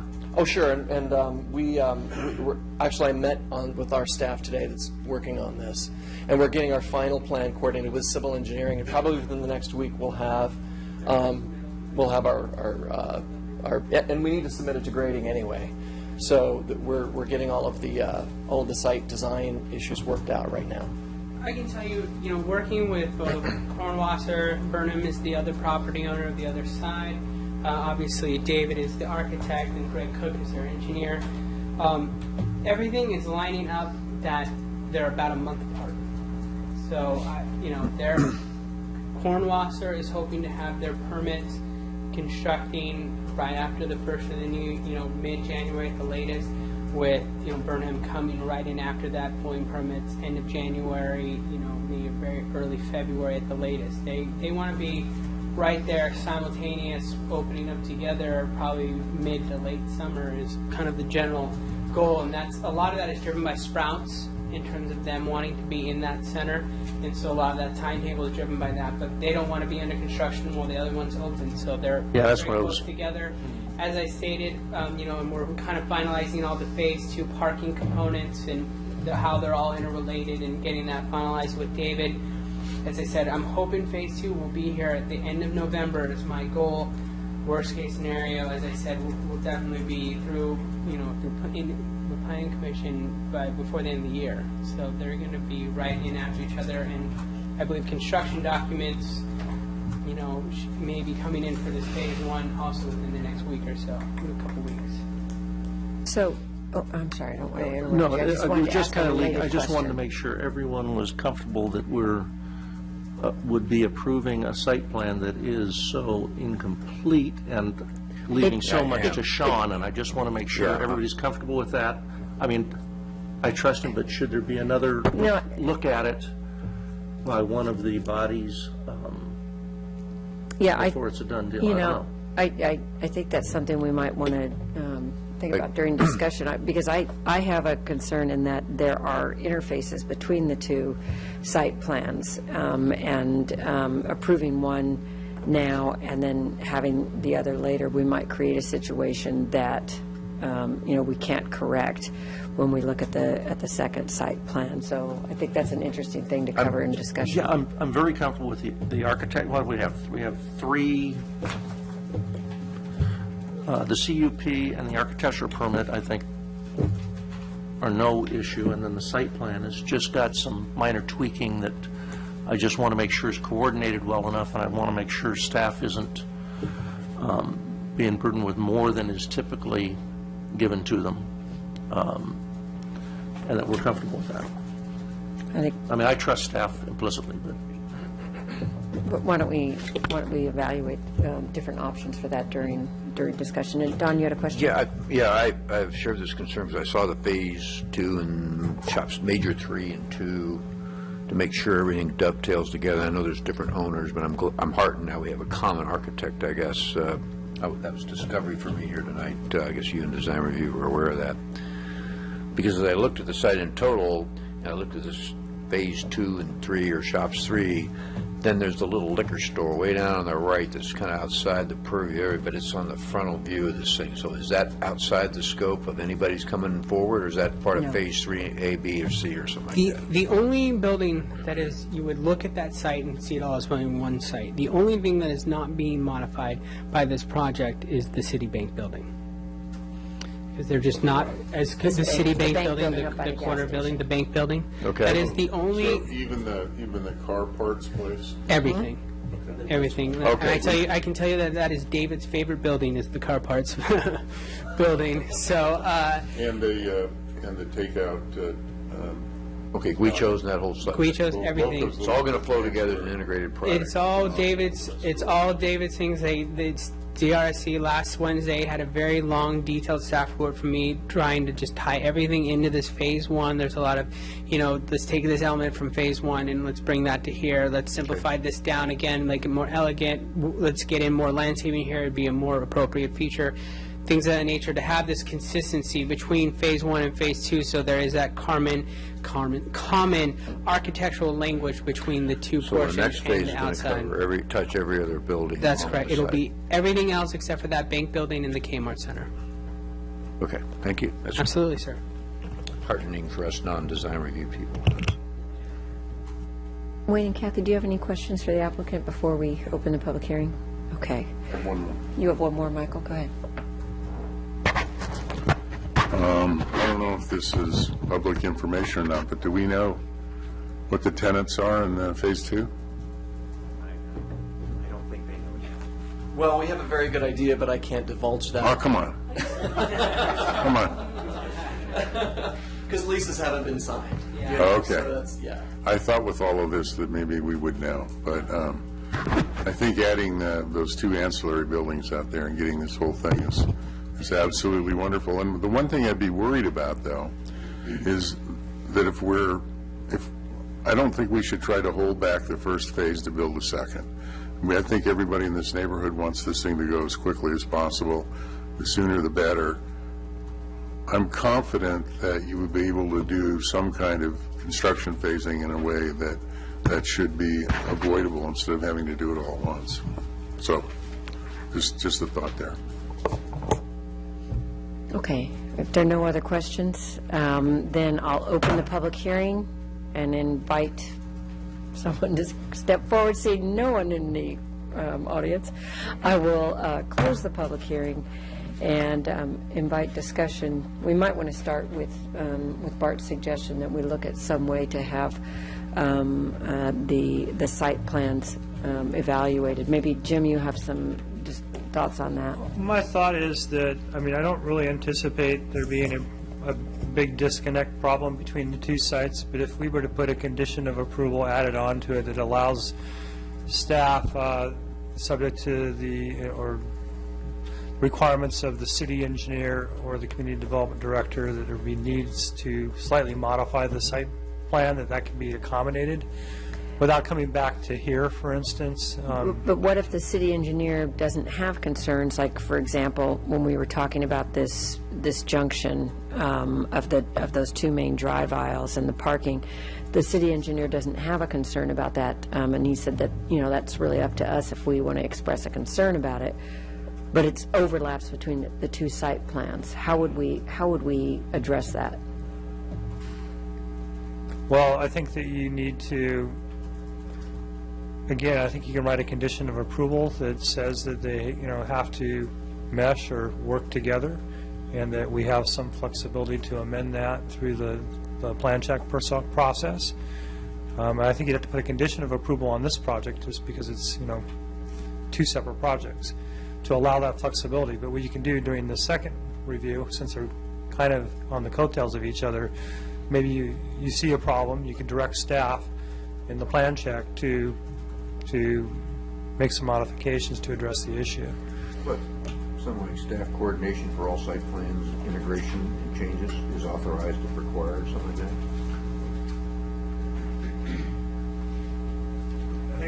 I'm giving you some words. To you, it's I'm not exactly sure what your concern is, and I would be a little bit concerned to leave it too open-ended, because the applicant needs a certain level of, security in order to proceed with, working drawings and go through plan check. Then to want to, a wholesale design change, I don't think that's what you're talking about. But I understand your concern between not seeing both site plans at the same time and making sure that they absolutely work together. No, I'm concerned that what we see here may not be what we get. We're going to be getting either parallel or diagonal parking at the rear of the building. We're going to be losing X number of parking stalls that we don't know exactly how many we're going to have, so the tabulation that we're looking at and evaluating from isn't necessarily a true picture of what we're going to get. And a total blessing of the site plan, I don't feel comfortable with until we know those things. But I don't want to hold it up here. And I'm just wondering if there's some way we can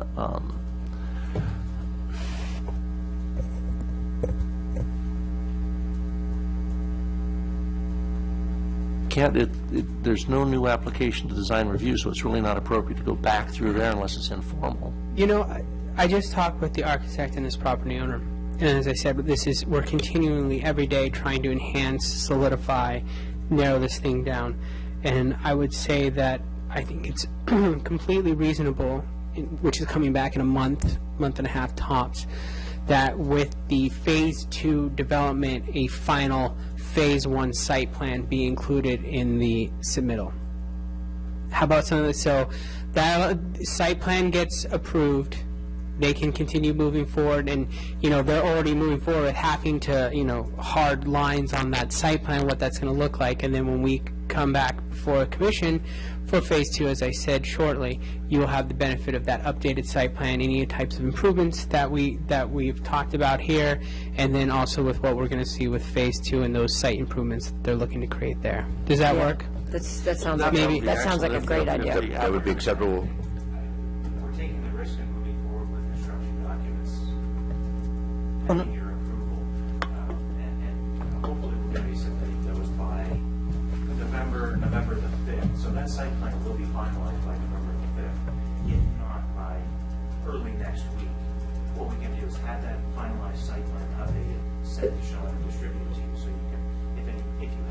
concerns, you can address them at that time. So you intend to submit it? That doesn't meet the That sounds different. public disclosure. No. No, I mean, if it's a site plan, it would have to be done through a public hearing process. We can't have the applicant sending it to us in a different, non-public form. So I don't think we could do it that way. I think would what you condition it. suggested was, If you want, you can condition it tonight, or just know, regardless of a condition or not, we will bring you in a month, when we bring Phase 2, we will bring forward a finalized Phase 1 site plan with the improvements to Phase 2, so we'll know with what are the changes, some of the issues we've discussed, the revisions on that backside, and then also that will include the final hard numbers in terms of how many parking is required for the whole development, the whole site, because as I said, while we have a surplus now, I don't know what that surplus will be in the final count when we finish up with Phase 2, and then also what that final layout, the locations of corrals, things of that nature, and we can have that provided when we come forward with Phase 2. Jim, what would be the first possible time they could bring it back after November 5th? That'll be a separate agenda. That second, it would be that meeting, I'm bringing Phase 2. Well, I was The thinking 19th. if we approved all of this and just continued to the next meeting or whenever the site plan with additional revisions, is that something that could be done? Can the applicant move forward? In other words, they can move forward with everything and the Well, site you can't plan. approve their plan check until you have a discretionary permit approval. Yeah. Because that's the You site plan. couldn't do the building separate from the site plan, since it's just a facelift? Well, they could do their TIs, Yeah. but They're all tied together. that's, I think that's problematic. Okay. Okay. Why can't it just go back for an informal design review? I don't know. It would have to be Sure. notified and everything. What happened to the condition I don't know. We what just the condition it condition that would Phase read. 1 would be submitted with Phase 2 for, Yeah, we're going review. to say with the final approval. submittal of the site plan, or with the site plan of Phase 2, the final revised site plan of Phase 1 based on comments from Planning Commission on October 22nd shall be provided for review and consistency between the two phases. You wouldn't, if you approve it tonight, no, you would not have discretion. You would just see the final, design based on these discussions, and then it would just be working with the applicant and being like, this is an issue still on Phase 1, can you still address this? And then their flexibility and willingness to work with staff on that. So really, it's just discretion on how it flows into, how they tie together. Isn't that what we're all talking about? we would only then have discretion on whether we make changes to 2 to adapt to 1. Right. But if we had changes, and I'm not saying this is something I would find necessary, but let's say that one way to address potential circulation problems, where those two things come together, those two drive aisles come together, involved a stop sign. Well, if the stop sign is within the site plan for Phase 1, we wouldn't be able to do that. So that's what, well, we going could- back to my recommendation, I'd say that you allow us the flexibility to make changes to the site plan, if necessary, based on, consistency between the two, site plans for both projects. So if we gave you feedback when we saw both site plans together and we said we had concerns, then you would have the authority to make changes as to how the two went together. So basically, we could direct you to evaluate Now, we're that. not talking about be our wholesale changes to the site plan. I think that, No, but adding a if they're- stop sign or maybe a slight, change in that. I mean, I'd love your idea of reducing that one planter, getting rid of the 2 trees, having one, and getting it along Estrella, the additional. That's one change I think we all would be comfortable with. I don't want to jeopardize their lease agreement after you lose however many along the rear side, because we all want to see this project go ahead.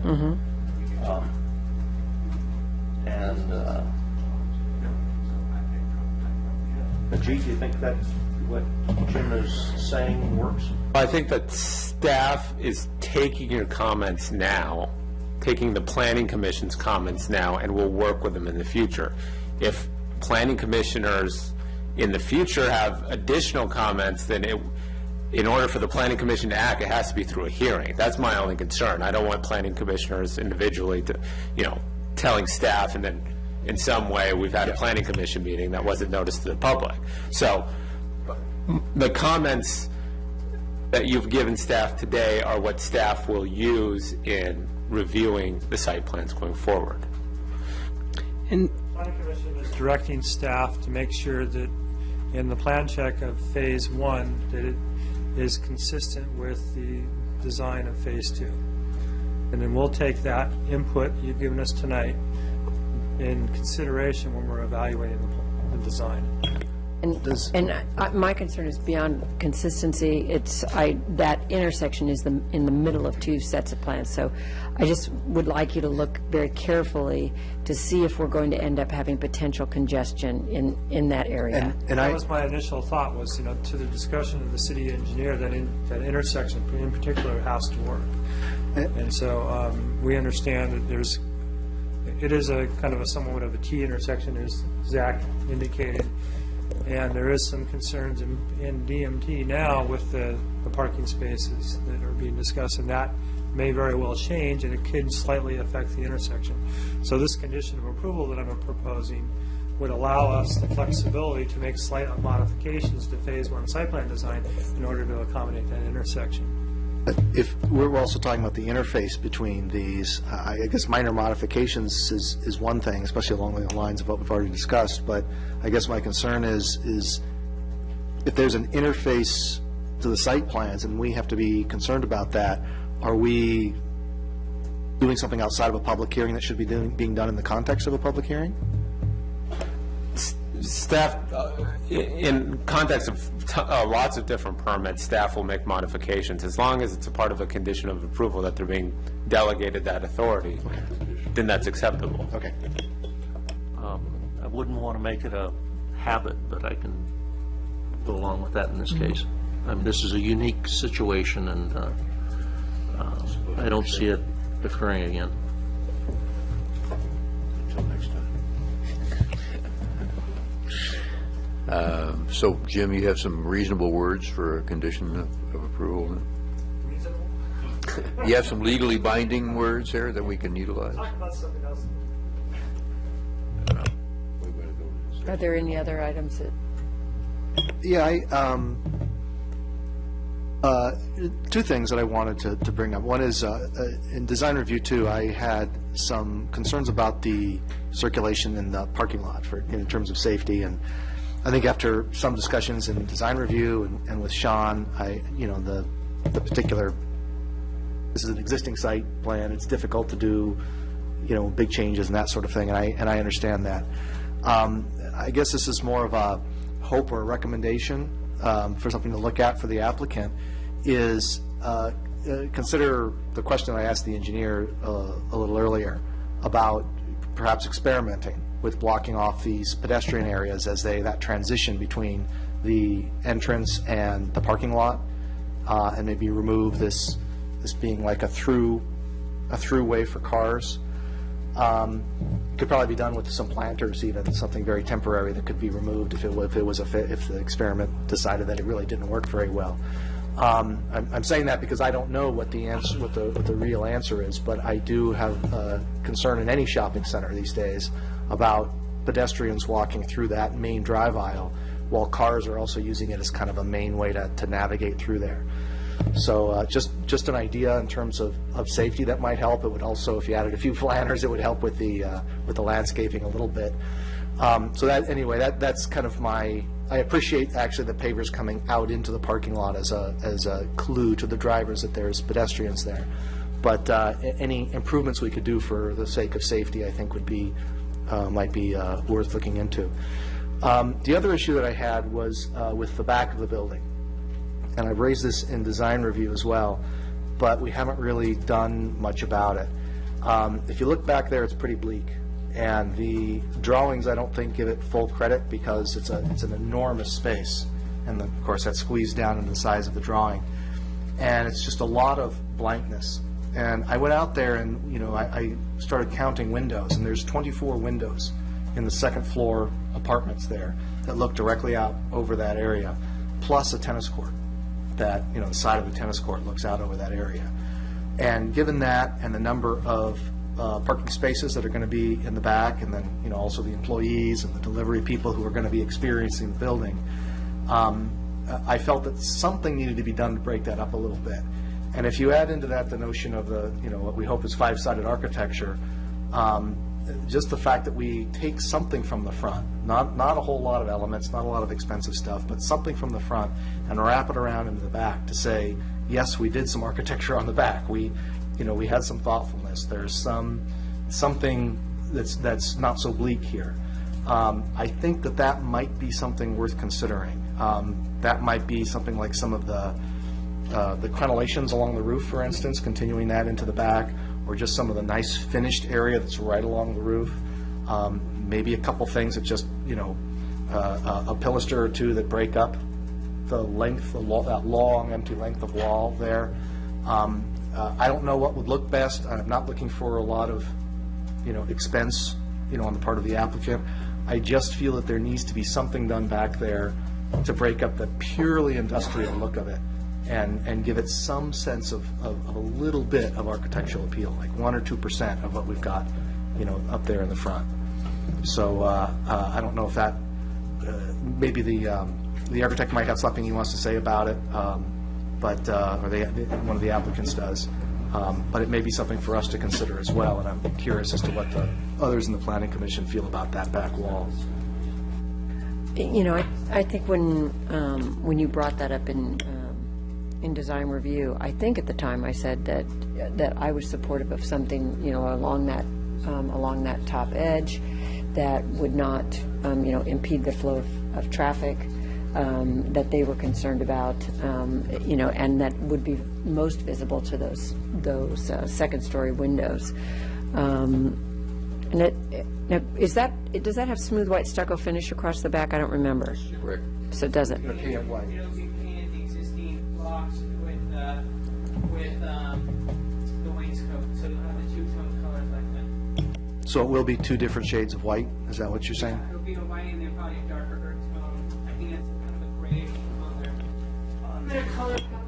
And the reason there's not stucco is because of the maintenance issue of having the This trucks. Oxford, I think brown is kind of what they're seeing for that lower. Yeah, it's just because of the trucks, tires, you know, fume stuff.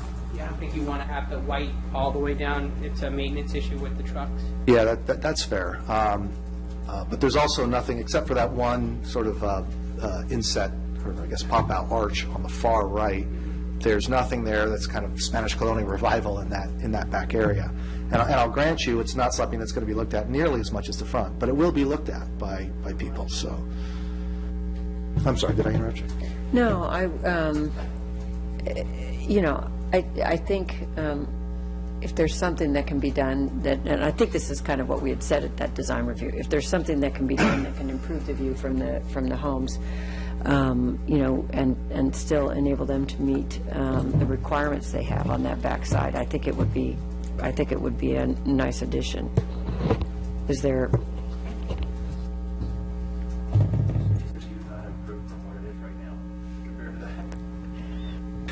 No, I understand. Yeah, I think He needs to come up to the mic.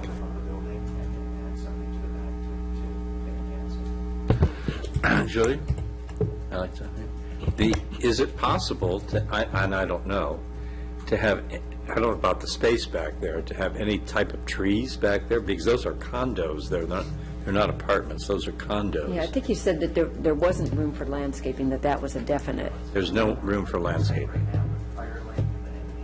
All right. Because I would agree with you, Wayne, that's the best way to. Well, if you do go to diagonal parking back there, not to say that you would, but if you did, then you would have some triangulated space for tree planting. But I think it's going to be parallel parking, correct? You know, I think what I'm hearing kind of is all part of the kind of direction regarding the site plan improvements, and I think obviously we're getting all of these comments, and I think you heard a willingness from the applicant And like I said, we still have a lot of work that we're going to be doing with them. It's not like they're just going on to the next thing. So I think that we've gotten good direction, and we can work with them to see where possible. If there is up against that wall, I think I was going to tell you, Commissioner Eggleston, I think a lot of the concern on landscaping too is the exposure to the sun, that those plants will just bake back there and just not I survive. remember that was the and other the issue. radiant heat off the building. So I think there was some concern there. Maybe with what Commissioner Smith said about up against the residential wall, of how the park is designed, we can see if there's any way to create any pockets or other kind of elements or features along the top to maybe even wrap around just that cornice element around the top, just to have a detail that I think you've heard a willingness, and we can continue under the purview of the extensive condition that it looks like Jim has tried to sketch out there, that we can try to address that issue. Yeah, I think I'd like to pull on this and support Mr. Ruins, because I remember we did a lot of work on Target on the front and the side of the park, but we look at now the major entranceway to the city called Papata, and that side of the building was kind of forgotten about. We neglected our five-sided view, so whatever the architect can come up with that's cost-effective yet try your best and surprise us, and you're doing a great job so far. So that's all I have. Yeah, and let me say, I'm not looking for anything huge or big or, anything like that. Just a bit of something to warm it up a little bit, so to speak.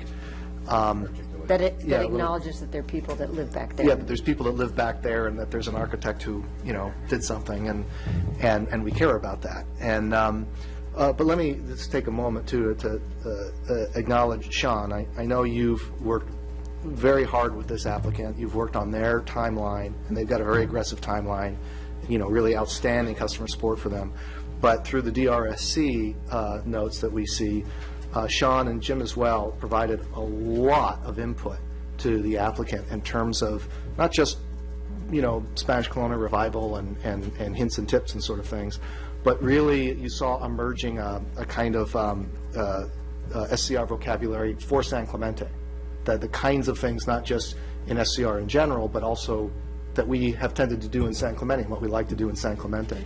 So I know these guys, particularly Sean, has worked very, very hard on this to put this together. I think it's come a very long way in a short period of time, and I think I just want to acknowledge you for the job that you've done, not just in making the customer happy, but also in giving us something with a lot of driving this with a lot of the kind of aesthetics and detail. It's been going to be really, really, really wonderful for people for decades to come. So thank you. Thank you, sir. I appreciate Creating a win-win. Thank you, exactly. And that was always our goal. Yeah, I'd like to compliment you. I could see how the architect and the owner and the staff and everybody have worked together. Because the staff report about a proposed element, the staff recommendation, very powerful presentation to me, and I applaud all of you working together on this. I know you want to get it to market quick and the flexibility, but I see the design detail, and I'm very impressed with all that. So I do want to give everybody a 2 thumbs up on this partnership that's going on here to try to get phase 1 out there. It has been great, and as I said earlier, working with Nindel and David and his team, they've been very, trying to address all of DRC's concerns and staff's The city concerns. planner, this report sets a new standard, what I would expect in the future for design review subcommittee notes, okay? Anything I can do to help? Michael, you had a question? Or, a comment, sorry. Discussion, we're in discussion? Yeah, we We're in are. discussion? Yeah, we closed the public hearing a while Okay. ago. First off, I'd like to applaud the Design Review Committee for doing an excellent job on a tricky project that could have looked a lot worse than now looks elegant, and is going to be a huge improvement to the city of San Clemente and the neighborhood. I also would like to applaud the developer and the city who worked with the developer to do this project. I think it shows that you can take, I don't know, what is it, a souse and make a silk purse out of it, I guess. Whatever. And it's really thrilling. I think the design of this is just going to be life-changing to the folks that live in this neighborhood. For 20 years that I've been here, I've been looking at this building being vacant, and really been a problem. I hope we can do the conditional approval with this modified changes on the planning strip, because I don't think that's such a big deal. And I think that would make a big deal, though, from the perspective of us driving down Estrella and looking at this facility. With that said, I'm all for it. I'm a little bit nervous, though, about what Commissioner Ruland just brought up, because I don't know how we leave that. I don't know what that means. Do we expect him to come back with a design? I guess I don't know how that's going to be something that we approve. It's not that I disagree with it. I think the backside of that could use some work and some softening, especially given the consideration of the folks living behind it. But I'm not comfortable with just leaving it out there. So I don't know if we should. I think maybe we should figure that out. I believe that this would come under the, it's the condition of approval regarding staff. I'm sorry, it's getting late. I'm getting tongue-tied. But under the purview of the city planner to approve those modifications. Discretion. Yes, thank you. Yeah, I would agree with Mike to some degree on that also, and be very cautious as you review it that a little small, I think it could be a budget breaker if you pushed them too hard on it, and little small changes to a big wall like that look like little small changes to a big wall. And sometimes trying to decorate something like that looks worse decorated than it does as a solid plain, well painted and maintained. So just keep that in mind when you're reviewing what they propose. Would it be appropriate and efficient enough to have that particular item come back just to design review, not to the full planning commission, but just to design review? They need to do that. I don't think we can do that. Okay. You could come back with a finalized detail to design review. We've done that before, but again, in the interest, in the spirit of trying to get them through this process quickly, that's just another step that slows them down. So I prefer you, if you want a parapet added to it, tell us now. If you want us to work with our landscape consultant to consider things like vine pockets maybe, or someone mentioned trees between the parking spaces, then it'd be better to tell us now. Well, I certainly think well, I think we certainly like to explore those options. I know for the vine pockets, we were told what Sean repeated, which was that it was too hot. So we'd have difficulty with the plant surviving. But I think looking to see, I think there's interest in exploring the landscaping opportunities, wherever possible back there. I think that would definitely be something that there'd be interest in, because I've heard several people. Perhaps something as simple as, we have this element here, or even if it was just this simple detail on the top. I think that's really what we talked about before. It's just that simple. Just recalling when we did the Walmart building, the back side of that building isn't stucco, but it does have a parapet along the edge like that. It's very Just simple. adding an edge like that. Wayne? Can they do something at least with different colors around there that would just set it apart? I mean, something as simple as different colors on the back wall. That's what I was going to suggest, that at each one of the loading dock areas, if we expanded and enhanced those areas with the darker color that's on the wainscoting, if you went up and around that, and just at that one area, if we put a parapet coping above that one area. So you're thinking take it up and around like this, the width like that, down? Is it? Yeah, I was thinking of a wider palette of color, a wider area of color instead of just around there, because it is just one big blank wall. And if you broke it up with different colors, for example, for each use, then I think that would that seems to be a simple way of breaking it up, and a really inexpensive way of breaking it up, because I don't think landscaping is going to work.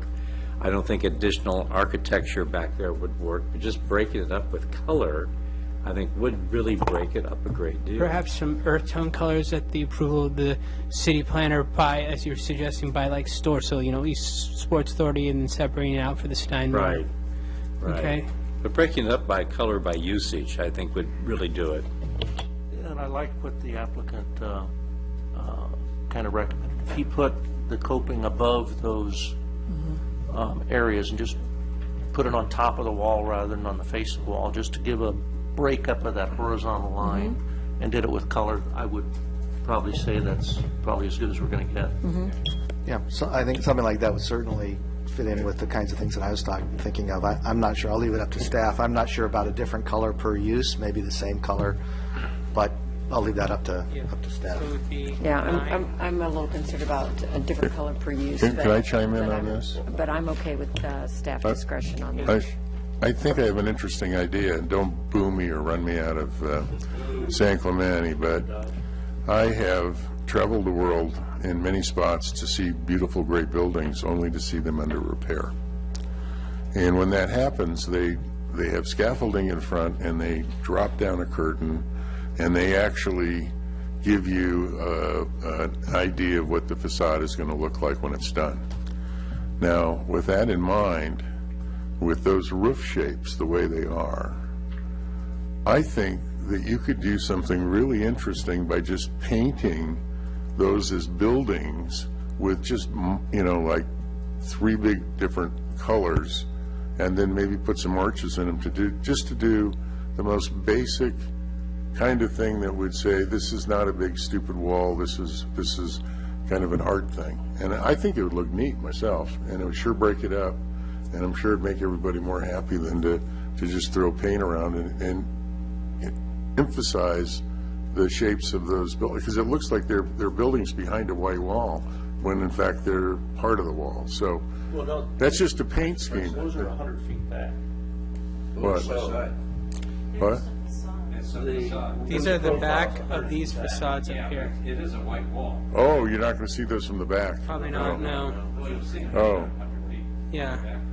This white wall is going to be just a great, wonderful thing for graffiti unless we do something. Yeah, well, I'm with Wayne about putting some color on it, but maybe that should be something that the owner developer comes forward with, to do something that would be probably do something with paint that could look nice. The owner suggested something around the loading dock areas too, so why don't we just condition it and let the city planner go with the owner and I the think so. architect and figure it out, and just try to get a 5-sided view here a little bit. And Okay. we need to condition it though, I think. Okay. I would recommend 9 each on that. 9H.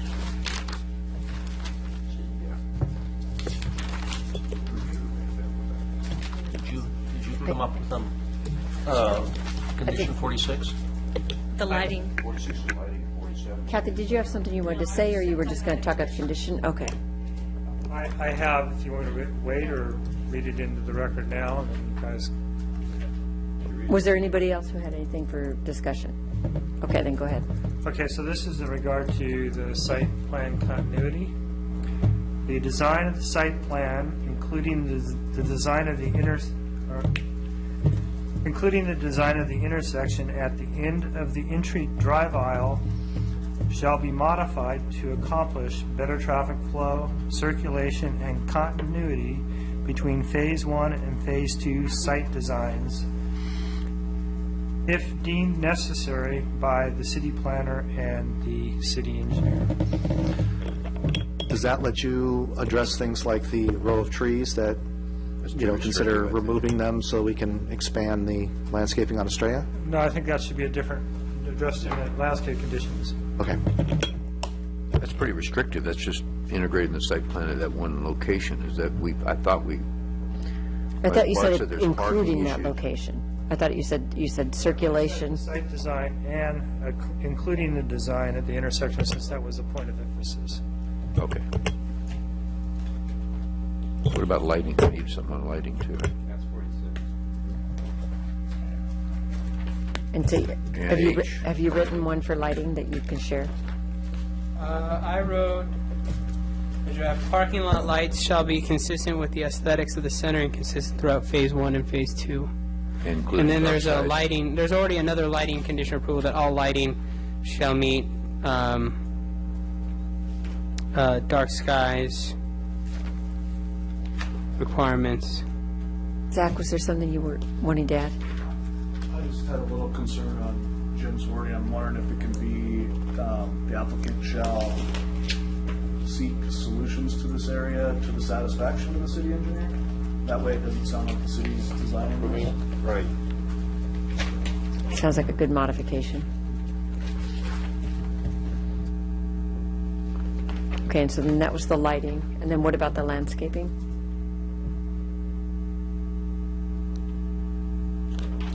I think 9H is going to be the back wall, right?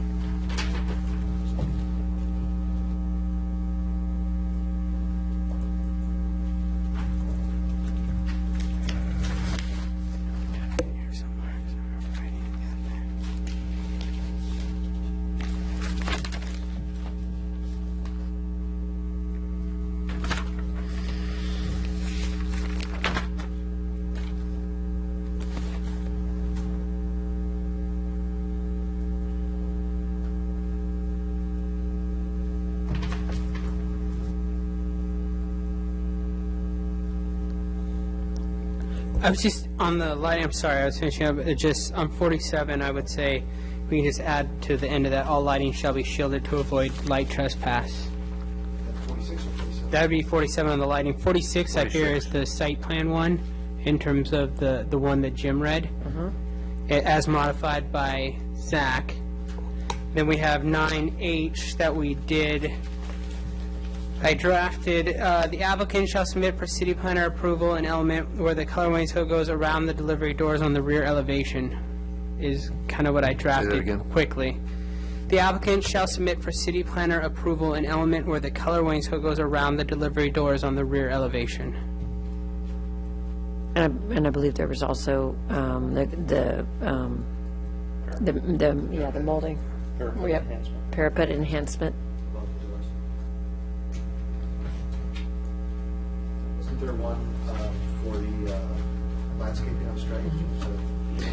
Landscaping overall to, I thought that was, do you want to do that separate? Because I thought that was a part of the site improvements. no, Jim said he wanted to do that separately. Okay, then I would say, 48. yes, that'd be 48. Planning, I'm sorry, I missed how, the beginning of how, I said, Planning Commission directs staff to work with the applicant to modify the site plan to address landscape concerns as expressed during the public hearing or during discussion along Avenida Estrella.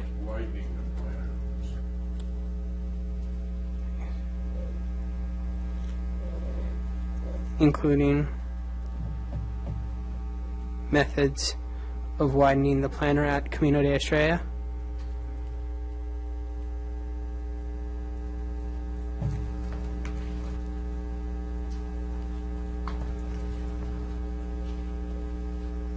Camino. And it would probably be good just to check with the applicant on all of these too, you know, in agreement. Bill, is there any issues or concerns with anything that we've drafted up? It's basically based on everything we've talked about here. Yeah, okay. So they've indicated that they are okay.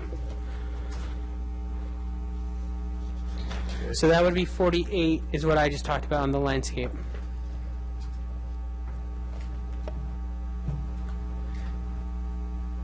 Anything else that we went over? No, I think that's it. So if we have a motion, We'll try a motion. these two. Are we having more discussion? Are we okay? Okay, I move we approve resolution number PC 14-044, a resolution of the Planning Commission of the City of San Clemente approving the architectural permit 14329, site plan permit 14-346, and minor conditional use permit 14-347, Estrella Shopping Center Phase 1, A request to allow a facade and site enhancement to an existing shopping center and allow for sale of beer and wine for off-site consumption located at 550 Camino de Estrella with the addition of condition 9H.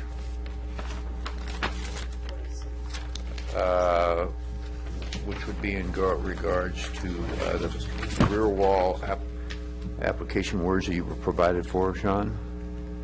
Yes. Do we want to read it through all of the Would you four read again? 9H, please? 9H is the applicant shall submit for city planner approval an element where the color wainscot goes around the delivery doors on the rear elevation as well as parapet enhancements above the delivery doors. Okay, and additional condition approval 46. 46, No, Jim, that's yours. which is the staff coordination for the site plan. Yeah. The applicant shall seek solutions for the site plan design, including the design of the intersection at the end of the drive aisle, at the end of the entry drive aisle, to accomplish better traffic flow, circulation, and continuity between phase 1 and phase 2 designs, if determined necessary, and at the discretion of the city planner and city. Is that what we want? Okay, that's 46. 47 would be the lighting. Parking lot lights shall be consistent, with the aesthetics of the center and consistent throughout phase 1 and phase 2. All lighting shall be shielded to avoid light trespass. And condition 48, which is landscaping on Estrella and the parking lot. Planning Commission directs staff to work with the applicant to modify the site plan to address landscape concerns, comments and concerns expressed during the discussion of the public hearing, including methods of widening the planter along Camino de Estrella. Second. Did we get the back walls? Yeah, that's 9H. Yeah, that was That was 9H. 9H, the first So one. we have a second. All in favor? Aye. Opposed? Passes 7-0. And by the way, to tag on to Jim's compliments earlier, I think it's important for the public to know that staff had to work a lot of overtime to squeeze this in and move this so quickly at a time when staff was already very busy with the zoning ordinance update and many other projects. So well done. Thank you. Okay, I just wanted to, just one housekeeping issue. Kathy, have you confirmed that you're available on 10/29 when Bart is out of town for design review? Yes. Okay. And then Bart's also going to be gone on 11/5, and I just want to make sure that there aren't 3 other planning commissioners who are going to be gone that night. Right? We got a full house? I'm going on 11/5. Okay, so we've got the 2 of you, but there are 5 of us. Is that correct? 11/5, what's 11/5? The day after the election, so I know I'll be here.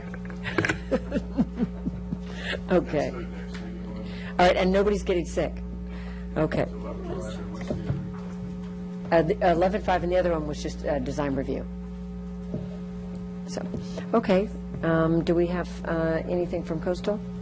I know that the next meeting will be on the 13th, I think, or 13th or 14th of November. The agenda's not been out. However, we have noticed that we have notification that Susan Ambrose has been hospitalized. Oh.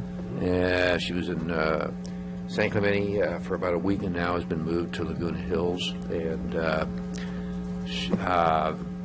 they don't really know what's wrong. There's MRIs and a lot of testing going on, so we're not sure about Susan. But talking to her husband, it's going to be a while. Apparently, they're trying to. So she's partially paralyzed and doesn't have any use of some of her legs or something like that. So it's quite serious. Wow.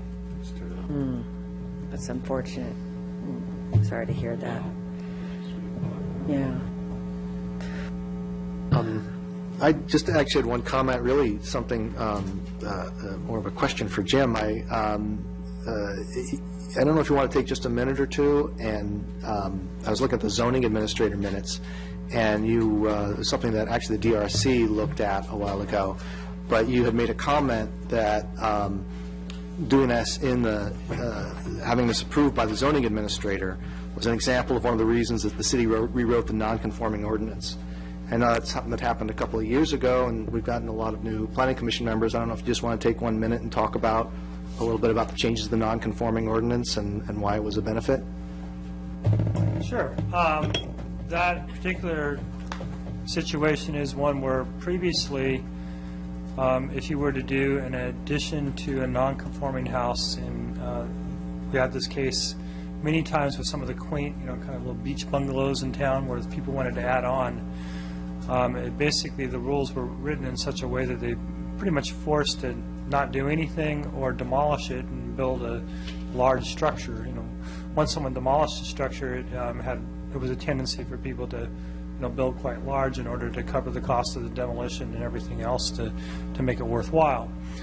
So the non-conforming ordinance allowed some flexibility to these existing homes that were 1,100 square feet or less to allow them to build as large as 2,100 square feet through a discretionary review permit process, which allowed the kind of the quaintness of that structure to continue, but allow the homeowners the option of expanding for a growing family and that kind of thing.